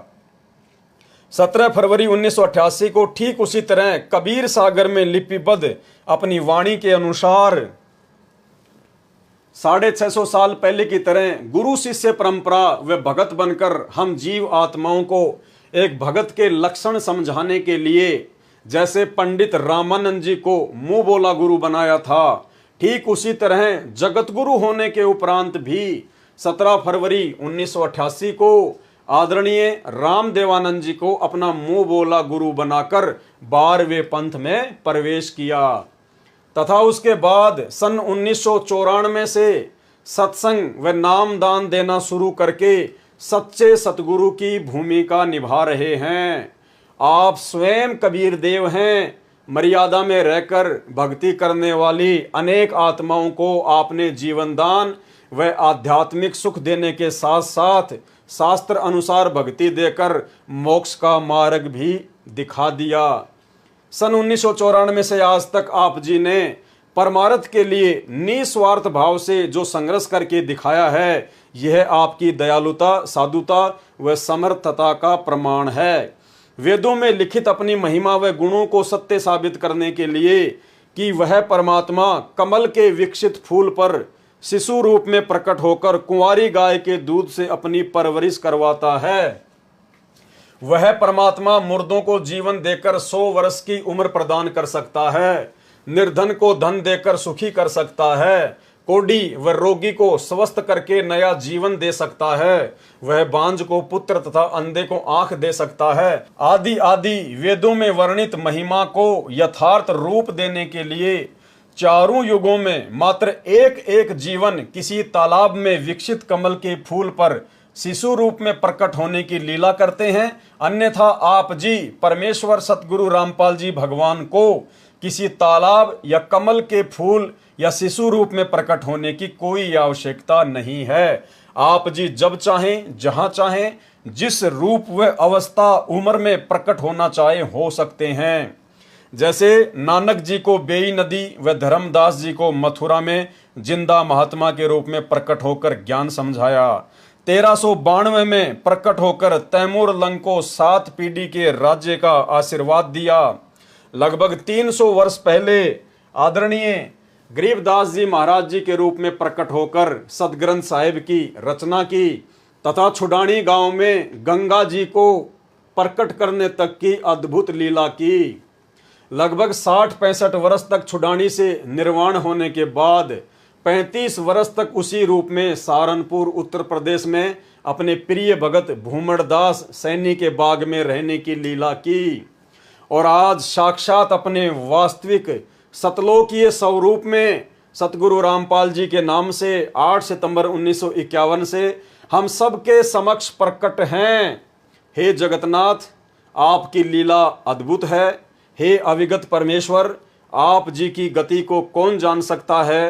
हे देवों के देव महादेव, आप जी स्वयं अपनी कृपा व आशीर्वाद से अपनी समर्थता व गति का अंश मात्र आभास करवाकर दया करते हैं। हे दयालु परमेश्वर, अपनी भोली व नासमझ साध संगत पर अपनी प्रेम दृष्टि, आशीर्वाद व कृपा दृष्टि बनाए रखना हमारी आप जी से दंडवत प्रार्थना है कि हमारे अंदर भक्ति, कसक व चाहत बनी रहे। हे प्रभु, इतनी दृढ़ता भी देना, चाहे ब्रह्मा विष्णु महेश काल व दुर्गा भी हमें आपकी सत भक्ति से विचलित करना चाहें तो भी हम डगमग ना हों। मन चाहता है इस तुच्छ जिव्या से ऐसे ही आपकी महिमा का बखान करते रहें, लेकिन आप अंतर्यामी की महिमा का बखान करने में हम जीव पूर्णतया सक्षम नहीं हैं। बंदी छोड़ सतगुरु रामपाल जी परमेश्वर जी। तो भाइयों और बहनों, कोई शंका हमारे अंदर नहीं रहनी चाहिए कि वर्तमान में सतगुरु रामपाल जी के रूप में साक्षात कबीर परमात्मा नहीं होंगे। स्वयं कबीर परमात्मा ही बैठे हैं। बस आप और हमारी चरम दृष्टि को धोखा देते हुए परमेश्वर इस काललोक में लीला कर रहे हैं, क्योंकि परमेश्वर अपने तत्व ज्ञान से आप और हमारे से हमारी आत्मा की आंखों को खोलकर अपनी पहचान करवाना चाहते हैं और हम भक्तों ने जल्द से जल्द अपने प्रभु की पहचान कर लेनी चाहिए। इसके अलावा भाइयों और बहनों, सतगुरु रामपाल जी परमेश्वर जी की महिमा के अंतर्गत एक भगत है हरियाणा से, सुरेश दास, जो कि सतगुरु रामपाल जी परमेश्वर जी के चाचा का लड़का है। और उनका ये इंटरव्यू है जो ज्ञानगंगा पुस्तक के पेज नंबर 301 पर छपा हुआ है। इस इंटरव्यू को पढ़ने के बाद भी आपकी आंखें खुलेंगी कि सतगुरु रामपाल जी परमेश्वर आप और हमारी तरह कोई हार्ड मास के शरीर वाले सामान्य व्यक्ति या सामान्य संत महात्मा नहीं है। ये सौद स्वरूपी राम है। ये जब चाहें जहां चाहें अपने भगत के लिए प्रकट हो सकते हैं। और वही अद्भुत लीला परमेश्वर ने श्री सुरेश जी के बच्चे के साथ में की। तो चलिए हम परमेश्वर की महिमा पढ़ते हैं, इससे भी हमारी को दृढ़ता मिलेगी। ये ज्ञानगंगा पुस्तक का पेज नंबर 301 है। 11,000 वोल्टेज के तार से छुड़वाना, यानी 11,000 वोल्टेज की जो लाइन होती है बिजली की, यदि व्यक्ति उससे टच हो जाए तो व्यक्ति का जीना मुश्किल होता है, जीना मुश्किल। और यदि किसी प्रकार से वो जी भी गया तो पूरा जीवन खाट पर व्यतीत करता है, खाट पर। 11,000 वोल्टेज की लाइन तो 1 फुट से आदमी को खींच लेती है। मैं भगत सुरेश दास, पुत्र श्री चांदराम, निवासी गांव धनाना, जिला सोनीपत, जो कि फिलहाल शास्त्री नगर रोहतक हरियाणा का निवासी हूं। सतगुरु जी से नाम उपदेश लेने से पहले मेरे घर की आर्थिक स्थिति बहुत कमजोर थी। परिवार का कोई भी ऐसा सदस्य नहीं था जो कि कभी बीमार न रहता हो। मेरी पत्नी को भूत प्रेत बहुत ही ज्यादा परेशान करते थे। इतना कष्ट रहने के बावजूद हम देवी देवताओं की बहुत पूजा करते थे तथा मेरी हनुमान जी में बहुत ज्यादा आस्था थी। लेकिन घर में संकट पर संकट आते जा रहे थे, किसी भी काम में बरकत नहीं हो रही थी। पूर्ण परमात्मा सतगुरु रामपाल जी महाराज जी मेरे परिवार के होने के कारण हम उनको पूर्ण परमात्मा नहीं मान पाए। क्योंकि भाइयों और बहनों, जाहिर सी बात है, हरियाणा में कहावत है कि घर का जोगी जोगना, बाहर का जोगी सिद्ध, और दीपक तले हमेशा अंधेरा ही रहता है। तो सुरेश जी कह रहे हैं कि सतगुरु रामपाल जी मेरे परिवार से होने के कारण हम उनको परमात्मा नहीं मान पा रहे थे, हम उनको एक संत भी नहीं मान पा रहे थे, जिसका खामियाजा हमें कई वर्षों तक झेलना पड़ा। तभी गांव सिंहपुरा निवासी भगत विकास ने मुझे बताया कि आपके घर में पूर्ण परमात्मा जगत गुरु रामपाल जी महाराज आए हुए हैं और आप कहाँ सोए पड़े हो। तो मैंने कहा कि काल ने हमें कष्ट ही इतना दे रखा है कि हमें वहाँ के बारे में जानने का टाइम ही नहीं मिला। सारा समय डॉक्टरों के चक्कर काटने में चला जाता है, ऊपर से आर्थिक तंगी भी बहुत रहती है। उस भगत ने मुझे काफ़ी समझाया पूर्ण परमात्मा की ऐसी दया हुई कि मैं संत रामपाल जी महाराज से नाम उपदेश लेने के लिए अक्टूबर 2010 में सतलोक आश्रम बरवाला में पहुंचा। नाम उपदेश लेने के बाद सतगुरु रामपाल जी ने अपना दया का पिटारा खोल दिया और मुझे वो सुख अनुभव होने लगे जिनका वर्णन इस जुबान से कर पाना बहुत मुश्किल है। मेरी पत्नी को भूत प्रेत सता रहे थे। सतगुरु देव जी की दया से अब वह पूर्ण रूप से ठीक है। 7 सितंबर 2011 को, अब ध्यान से सुनना भगत भाई बहनों, क्योंकि इस घटना से अब ये प्रमाणित होगा कि सतगुरु रामपाल जी परमेश्वर सौद स्वरूपी हैं। वे जब चाहें जहां चाहें प्रकट हो सकते हैं। 7 सितंबर 2011 को मेरा लड़का मोहित, उम्र 12 साल, जो कि मेरे कहने पर मिस्त्री को बुलाने के लिए गया था, मेरा लड़का मिस्त्री के मकान की छत पर चढ़ गया तथा छज्जे पर चला गया। छज्जे के साथ ऊपर 11,000 वोल्टेज के बिजली के तार थे। लड़के तथा तारों के बीच में केवल 1 फुट की दूरी थी। जब वह उनके नजदीक गया तो तारों ने लड़के को खींच लिया और लड़के के सिर पर तार चिपक गया तथा 1 इंच गहरा घुस गया। वह मुंह जल गया और बिजली सारे शरीर में प्रवेश करके पैर के अंगूठे की हड्डी को तोड़कर निकलने लगी। उसी समय सतगुरु रामपाल जी महाराज आकाश मार्ग से आए तथा मेरे लड़के को बहुत ही चमकदार तेजोमय शरीर सहित दिखाई दिए, जैसे हजारों ट्यूबों का प्रकाश हो रहा हो। उन्होंने लड़के का हाथ पकड़कर बिजली से छुड़ाकर छज्जे पर लिटा दिया। फिर लड़के की सतगुरु जी से बहुत बातें हुई तथा जब सतगुरु जी जाने लगे तो लड़के ने पूछा कि गुरुजी कहाँ जा रहे हो? तो गुरुजी ने कहा कि बेटा मैं तेरे साथ हूं, तू घबरा मत। उस समय मेरे लड़के मोहित की माता जी भी वहीं पर थी। उसने यह दृश्य अपनी आंखों से देखा तथा वह बहुत घबरा गई, क्योंकि लड़के के शरीर से बिजली के लपटें निकल रही थी। यानी परमेश्वर सतगुरु रामपाल जी जो उस समय किसी आश्रम में बैठे हुए थे, तुरंत परमेश्वर अपने भगत की रक्षा करने के लिए पहुंच गए। पहुंचूंगा क्षण एक में जन अपने के काज, हिरणा कुश उधर उदारिया, नरसिंह ज्यों धर लूं साज।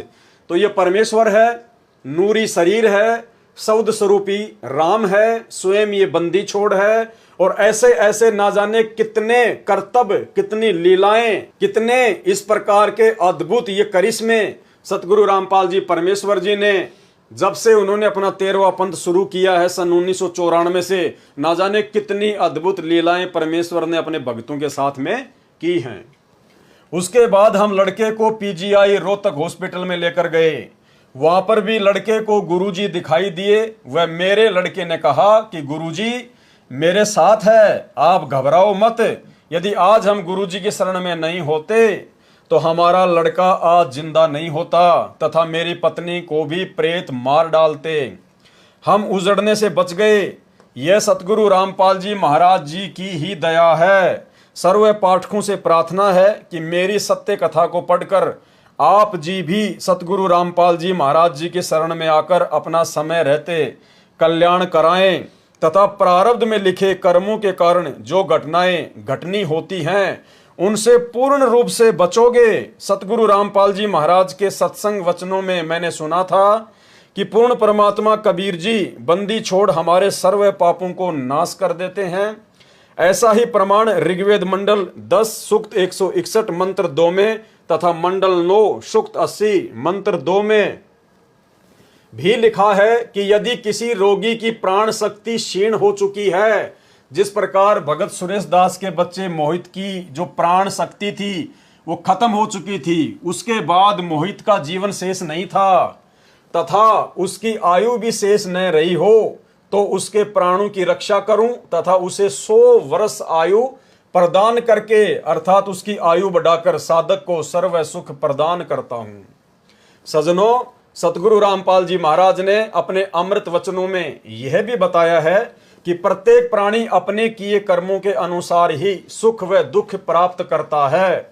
दुख तो पाप कर्मों का फल है तथा सुख पुण्य कर्मों का फल है। अभी तक सर्व संत आचार्य गुरु यही कहते हैं कि जो प्रारब्ध कर्म का भोग है वह तो प्राणी को भोग कर ही समाप्त करना होगा। हे सभ्य पाठकों, सतगुरु रामपाल जी महाराज कहते हैं कि पाप कर्म से दुख होता है। यदि पाप कर्मों का नाश हो जाए तो दुख का स्वतः ही अंत हो जाता है। यदि भक्ति करते करते भी पाप कर्म का फल अर्थात दुख भोगना ही पड़े तो भक्ति की आवश्यकता ही समाप्त हो जाती है।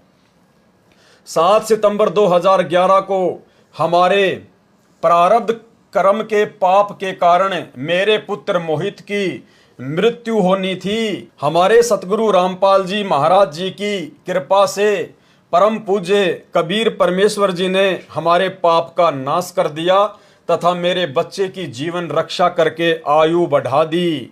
यदि 7 सितंबर 2011 को प्रारब्ध कर्म के फल स्वरूप मेरा बेटा मर जाता तो हम सर्व परिवार के सदस्य भक्ति त्याग देते तथा नास्तिक हो जाते, क्योंकि हमें उस समय परमात्मा का पूर्ण ज्ञान नहीं था। अब भगवान पर अत्यधिक विश्वास हो गया है। यह भी विश्वास हो गया है कि परम पूज्य कबीर जी ही परमेश्वर हैं। ये पाप नाशक, सर्व सुखदायक व पूर्ण मोक्षदायक हैं तथा सतगुरु रामपाल जी महाराज उन्हीं के भेजे उनके अवतार हैं। अब ठीक है भाई और बहनों, उस समय इस आत्मा को भगत सुरेश दास को सतगुरु रामपाल जी परमेश्वर जी की वास्तविक परमात्मा वाली स्थिति का ज्ञान नहीं था। इसलिए ये कह रहे हैं कि कबीर परमात्मा ने सतगुरु रामपाल जी को भेजा है, अर्थात इन्होंने संत रामपाल जी को कबीर जी का भेजा हुआ अवतार यहाँ पर जो है वो बताया है। लेकिन ऐसा नहीं है। आप जी को धीरे धीरे सब कुछ समझ में आ रहा होगा और आगे भी आ जाएगा कि परमेश्वर के अवतार की भूमिका कोई नहीं कर सकता। अवतार केवल काल भेजता है। 21 ब्रह्मांड का स्वामी ज्योति निरंजन अपने अंश अवतार उत्पन्न करता है। कबीर परमेश्वर को अंश अवतार उत्पन्न करने की आवश्यकता नहीं होती, क्योंकि वे समर्थ हैं और स्वयं ही धरती पर आकर अपनी आत्माओं को अपने मुख कमल से सच्चिदानंद घन ब्रह्म की वाणी के द्वारा यानी अपने मुख कमल से परमेश्वर वाणियां उच्चारित करके अपने तत्व ज्ञान का प्रचार प्रसार करते हैं। अतः आप जी से पुनः प्रार्थना है कि अविलंब सतलोक आश्रम बरवाला में पहुंचें तथा उपदेश लेकर कल्याण कराएं। आप जी से प्रार्थना करने का मेरा उद्देश्य यह है कि मेरे जैसे दुखिया बहुत हैं, मेरी उपरोक्त आत्मकथा को पढ़कर विचार करके वे भी मेरे की तरह संकटों का निवारण करा सकेंगे तथा ही हो सकेंगे। ये संसार समझदा नाही, कहंदा शाम दोपहरे नू, गरीब दास ये वक्त जात है, रोवोगे इस पहरे नू। अब भाई और बहनों, इस वीडियो में अभी तक आपके सामने जितनी भी बातें रखी गई हैं, जितने भी आपको उदाहरण दिए गए हैं, ये सभी उदाहरण देने का केवल मकसद यही है कि हम अपने पूज्य गुरुदेव को परमात्मा के रूप में स्वीकार कर लें। और जब तक हम अपने गुरु को ही कबीर साहिब के रूप में स्वीकार नहीं करेंगे, और गुरु को कबीर साहिब के रूप में स्वीकार करने का मतलब है कि जब आप अपने गुरु की पहचान कर लेते हो तो उसके बाद आपने ये दाढ़ी मूंछ वाली जो कबीर जी की काल्पनिक फोटो है, आपने इस फोटो को पूजना बंद करना होगा। आपने जून के महीने में इस फोटो का कबीर प्रकट दिवस मनाना छोड़ना होगा। आपने अपने घर पर दीवारों पर या दरबार साहिब में जहां पर आप दीपक जलाते हैं, आपने इस फोटो को रखना बंद करना होगा। आपने इस फोटो को या तो जल प्रवाह कर देना है या घी लगाकर अग्नि में सवा कर देना है, क्योंकि परमात्मा कहते हैं एक कै सादें सब सदें, सब सादे सब जाए, और माली सींचे मूल कूं फले फूले अघाए। माली यानी जो ज्ञानी भगत होगा, जो संत सुजान होगा, वो केवल मूल की पूजा करेगा, और भक्ति का मूल है सतगुरु रामपाल जी परमेश्वर जी। तो आप सभी भाई बहनों को ये बात अपने दिल में दृढ़ता के साथ में बैठा लेनी चाहिए कि वर्तमान में इस ज्योति निरंजन के 21 ब्रह्मांड में सतगुरु रामपाल जी के अलावा दूसरा कोई कबीर भगवान, दूसरा कोई कबीर परमात्मा कहीं भी नहीं है। और यदि कहीं होगा तो वो भी सतगुरु रामपाल जी परमेश्वर जी का ही रूप होगा, क्योंकि ये परमात्मा अनंत कलाओं के स्वामी हैं। ये चाहे जितने रूप बना सकते हैं। जब काल अपने 1000 रूप बना सकता है एक ही समय में, अक्सर पुरुष एक ही समय में 10,000 रूप बना सकता है, तो सतगुरु रामपाल जी परमेश्वर जी तो अनंत कोटि कलाओं के स्वामी हैं। ये तो प्रत्येक आत्मा के साथ में अपने अरबों खरबों रूप बनाकर एक ही समय में खड़े हो सकते हैं। और ये सारी बातें इतनी दृढ़ता के साथ में आप सभी भाई बहनों को बताने का केवल यही मकसद है, क्योंकि अब हम जब आगे भक्ति बोध के खुलासे पर जाएंगे, जो सतगुरु रामपाल जी परमेश्वर जी ने अपने कर कमलों से यथार्थ भक्ति बोध नामक पुस्तक में हमें लिख कर दिया हुआ है, जिसके ऊपर अब हम वीडियो बनाने जा रहे हैं, वो भक्ति बोध और भक्ति बोध का सरलार्थ भाई और बहनों यदि हमने समझना है तो आपने अपने गुरु को परमात्मा मानना पड़ेगा, सतगुरु रामपाल जी को बंदी छोड़ मानना पड़ेगा। और यदि आप चाहते हैं कि भक्ति बोध के खुलासे के अंतर्गत वो सूक्ष्म ज्ञान मेरे दिमाग में समाए, मेरे अंतःकरण में समाए, जिससे कि मैं सतगुरु रामपाल जी भगवान का मैं प्रिय भगत बन सकूं, उनके हृदय में उनके चरणों में मेरे लिए कोई जगह बन पाए, तो उसके लिए भाई और बहनों आपने अपने गुरु को ही परमात्मा मानते हुए, क्योंकि गुरु ही परमात्मा है। कबीर मार्ग में काल की भक्ति में गुरु परमात्मा नहीं होता, काल तक की भक्ति में गुरु अलग होता है, परमात्मा अलग होता है। केवल कबीर परमेश्वर की भक्ति में, और कबीर परमेश्वर की भक्ति में भी केवल उनके यथार्थ 13वें कबीर पंथ में ही गुरु स्वयं ही परमात्मा होता है। अन्य नकली जो कबीर पंथ है उनमें गुरु अलग हैं और कबीर जी तो फिर अलग हैं ही उनके लिए। लेकिन इस यथार्थ सत भक्ति युक्त 13वें कबीर पंथ में, जिसका संचालन स्वयं कबीर परमात्मा सतगुरु रामपाल जी ने सन 1994 में धरती पर प्रकट होकर किया है, इस मार्ग में कबीर परमात्मा स्वयं ही सतगुरु की भूमिका करते हैं, स्वयं ही ये गुरु हैं, स्वयं ही ये परमात्मा हैं। साहिब से सतगुरु भय, सतगुरु से भय साध, ये तीनों अंग एक हैं, गति कुछ अगम अगाध। तुम साहिब तुम संत हो, तुम सतगुरु तुम हंस, और गरीब दास तेरे रूप बिना और न दूजा अंश। परमात्मा स्वयं ही लीला कर रहे हैं, और जब तक हमें इतनी दृढ़ता नहीं आएगी तो भाई और बहनों हम भक्ति नहीं कर पाएंगे, हम भक्ति मार्ग पर एक कदम भी आगे नहीं बढ़ पाएंगे, हमारी भक्ति चलेगी नहीं। जब तक हम अपने गुरु को परमात्मा नहीं मानेंगे हमारी भक्ति चलेगी ही नहीं, और ना ही हमारे को आगे भक्ति बोध का सरलार समझ में आएगा। तो अब कल रात्रि 9 बजे हम जो वीडियो बनाने जाएंगे वो भक्ति बोध के सरलार्थ से शुरू होगा। अभी तक तो आपने केवल आदरणीय गरीबदास जी महाराज जी की जीवन लीला पढ़ी, और उससे पहले सतगुरु रामपाल जी परमात्मा ने जो भक्ति और साधना के विषय में जो मोटी मोटी बातें हमें बताई है, जो भक्ति बोध के खुलासे से पहले आप और हमारे लिए जानना बहुत ही ज़रूरी था।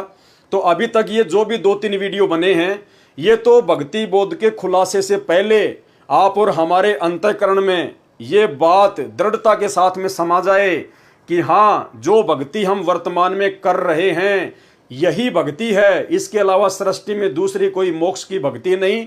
और जो सतगुरु हमें सतगुरु रामपाल जी के रूप में आज मिले हैं, जिनकी हम शरणागत हैं, इनके अलावा दूसरा कोई कबीर भगवान नहीं, कोई कबीर परमात्मा नहीं। और अब हमने अपने गुरु जी के प्रत्येक वचन पर ब्लाइंड फेथ कर लेना चाहिए, अंधविश्वास कर लेना चाहिए। दुनिया भोके तो भोके, दुनिया जो मर्जी बोले हमारे बारे में या हमारे पूज्य गुरुदेव भगवान के बारे में, क्योंकि दुनिया तो बावड़ी है। भगत को दुनिया पागल नजर आती है ज्ञान आधार से, और जगत को भगत पागल नजर आता है उस जगत वाले भाई बहनों की अज्ञानता के चलते। तो भाई और बहनों, अब हमने आगे बढ़ना है, पीछे नहीं मुड़ना है, क्योंकि परमात्मा कहते हैं सिंह सूरमा और कोयल के बच्चे और संत ये हमेशा आगे को बढ़ते हैं, ये कभी बैक नहीं होते। सिंह सूरमा शेर हैं गरजय और गाजय, बाकी दुनिया तो भेड़ हैं बिदकय और भाजय। तो ना हमने कोई लोक लाज में फंसना है, ना हमने अपने अंदर मान बढ़ाई राग द्वेष ईर्ष्या का रोग पैदा करना है। हम साधक हैं, हमें समझ में आ गया कि बड़ी मुश्किल से बिल्ली के भाग से ये छीका टूटा है, हमें कलयुग की पिछली पीढ़ी में परमात्मा की शरण प्राप्त हुई है, ये मोक्ष का प्राइम टाइम है। अगर इस समय हम दृढ़ रहकर भक्ति मार्ग पर लगे रहे, टिके रहे, अपने गुरुजी के प्रत्येक वचन पर आंख बंद करके विश्वास करते रहे, प्रत्येक मर्यादा का उनके वचन का दृढ़ता के साथ में पालन करते रहे, तो इसी जन्म में हमारा बेड़ा पार है। और यदि इस जन्म में हम अपनी किसी भी नासमझी, लोकलाज, शर्मा शर्मी, दबाव, प्रेशर या गलती के कारण रह गए, हमारा पैर भक्ति से फिसल गया, तो भाइयों और बहनों फिर परमात्मा कहते हैं सतगुरु विमुखा युग युग रोवे, फिर ना जाने कितने जन्म लेने पड़ेंगे, कहाँ कहाँ धक्का खाना पड़ेगा।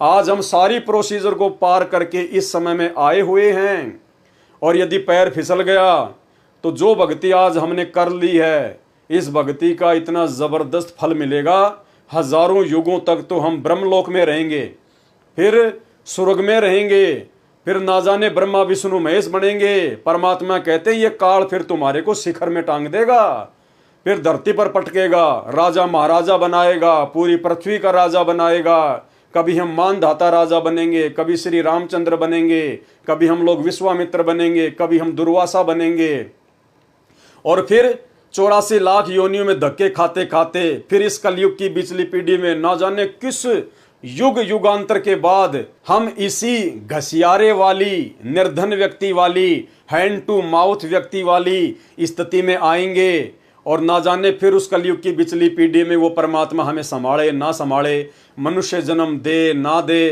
क्योंकि ये आप और हमारे हाथ की बात नहीं है कि हम इस परमात्मा को जब चाहे हम इसको पकड़ लेंगे। ये तो स्वयं परमात्मा की रजा होती है, उनकी विशेष मेहर होती है। वरना वर्तमान में हमें जो कलयुग की बिचली पीढ़ी में ये मनुष्य जन्म प्राप्त है, ये कोई योग या संयोग नहीं है, ये परमेश्वर जी के द्वारा जबरदस्ती जोड़ा गया महासंयोग है। अरे कलयुग की बिचली पीढ़ी, उसमें हमें मनुष्य जन्म और सतगुरु रामपाल जी का भी वर्तमान समय में आना, उसके बाद 8 अरब की जनसंख्या में से हमें अपनी शरण में लेना, शरण में लेके साध संगति से जोड़ना। आज भक्ति और भगवान के प्रति हमारे को इस कदर इतना ज्ञान होना, साध संगति से जुड़ के गुरु जी के प्रति इतना दृढ़ होना, इस फोटो को अपने घर से और दरबार से निकाल कर गुरु जी को अपने हृदय में बैठाना, घर को आश्रम बनाना, ज्ञान को आधार बनाना, ये कोई सामान्य बात नहीं है भाई और बहनों। अब यदि पैर फिसल गया तो भैया फिर ना जाने कब संभालेगा परमात्मा। कल्प युग बीत जाएंगे, कल्प युग, कष्टों पे कष्ट, फिर उम्मीद ना करना कि ये परमात्मा फिर से ऐसा मौका दे देगा।